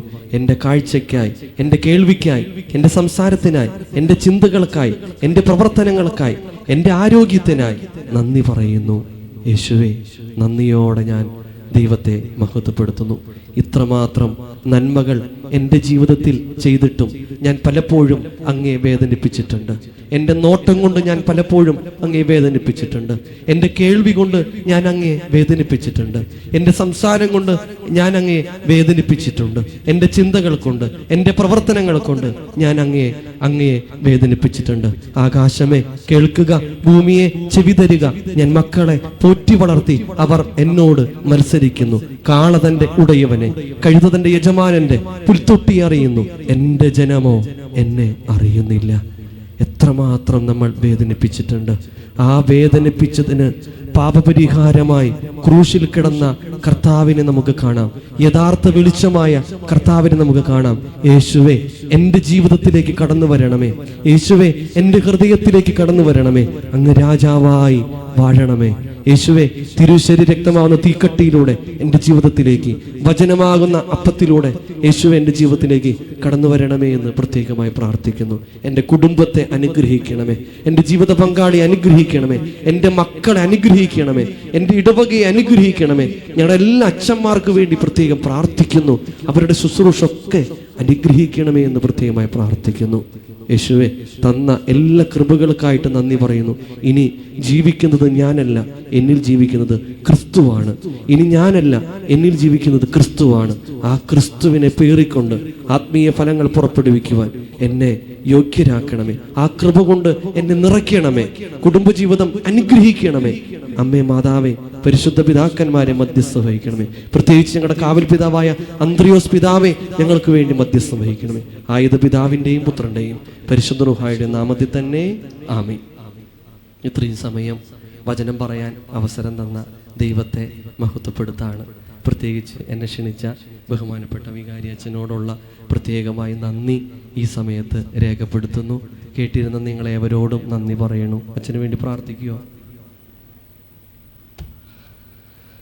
എന്ത് മനുഷ്യരാ നിങ്ങൾ! ഒന്ന് പ്രാർത്ഥിക്കാന്ന് ചുമ്മാ പ്രാർത്ഥിക്കണം കേട്ടോ. കാരണം നിങ്ങളുടെ പ്രാർത്ഥനയാണ് ഇങ്ങനെ പ്രസംഗിക്കാൻ. ഇന്ന് ഞാൻ ഇങ്ങോട്ട് പോരുമേ, എൻ്റെ അപ്പനും അമ്മയും എൻ്റെ ഭാര്യയും വീട്ടിലിരുന്ന് പ്രാർത്ഥിക്കുകയാണ്. ആ പ്രാർത്ഥിച്ചതിൻ്റെ വെളിച്ചത്തിലാണ് ഞാൻ ഇങ്ങനെ, ഇത് ചുമ്മാ പറയണതല്ല. ഞാൻ വെളുപ്പിന് പോരുമേ ഞാൻ പറഞ്ഞു, അമ്മച്ചി എഴുന്നേറ്റ് വന്നു. ഞാൻ 1:15 വീട്ടിൽ നിന്ന് ഇറങ്ങിയത്. അമ്മച്ചി എഴുന്നേറ്റ് വന്നു. അമ്മച്ചിയോട് പറഞ്ഞു, അമ്മച്ചി പ്രാർത്ഥിക്കണം കേട്ടോ. ഓൻ പൊക്കോ, പ്രാർത്ഥിക്കാട്ടോ. എൻ്റെ അപ്പൻ്റെയും അമ്മയുടെയും എൻ്റെ ഭാര്യയുടെയും പ്രാർത്ഥന കൊണ്ടാണ്. അപ്പം നിങ്ങളെല്ലാവരും ഒന്ന് പ്രാർത്ഥിച്ചു നോക്കിയേ. അപ്പം എന്തൊരു ശക്തിയായിരിക്കും അല്ലേ? അപ്പം നമ്മൾ എവിടെ പ്രസംഗിക്കാൻ പോയാലും ആ സമൂഹത്തിന് വേണ്ട ദൈവവചനം പറയാൻ പറ്റും. ഇന്ന് എൻ്റെ ചിന്തകളൊന്നല്ല നിങ്ങളോട് പറഞ്ഞത്, ദൈവം സംസാരിച്ചു, ദൈവം നിങ്ങളുടെ ജീവിതത്തിൽ ഇടപെട്ടു. കേൾക്കാൻ ചെവിയുണ്ടെങ്കിൽ കേൾക്കുക. ദൈവം നമ്മെ അനുഗ്രഹിക്കട്ടെ.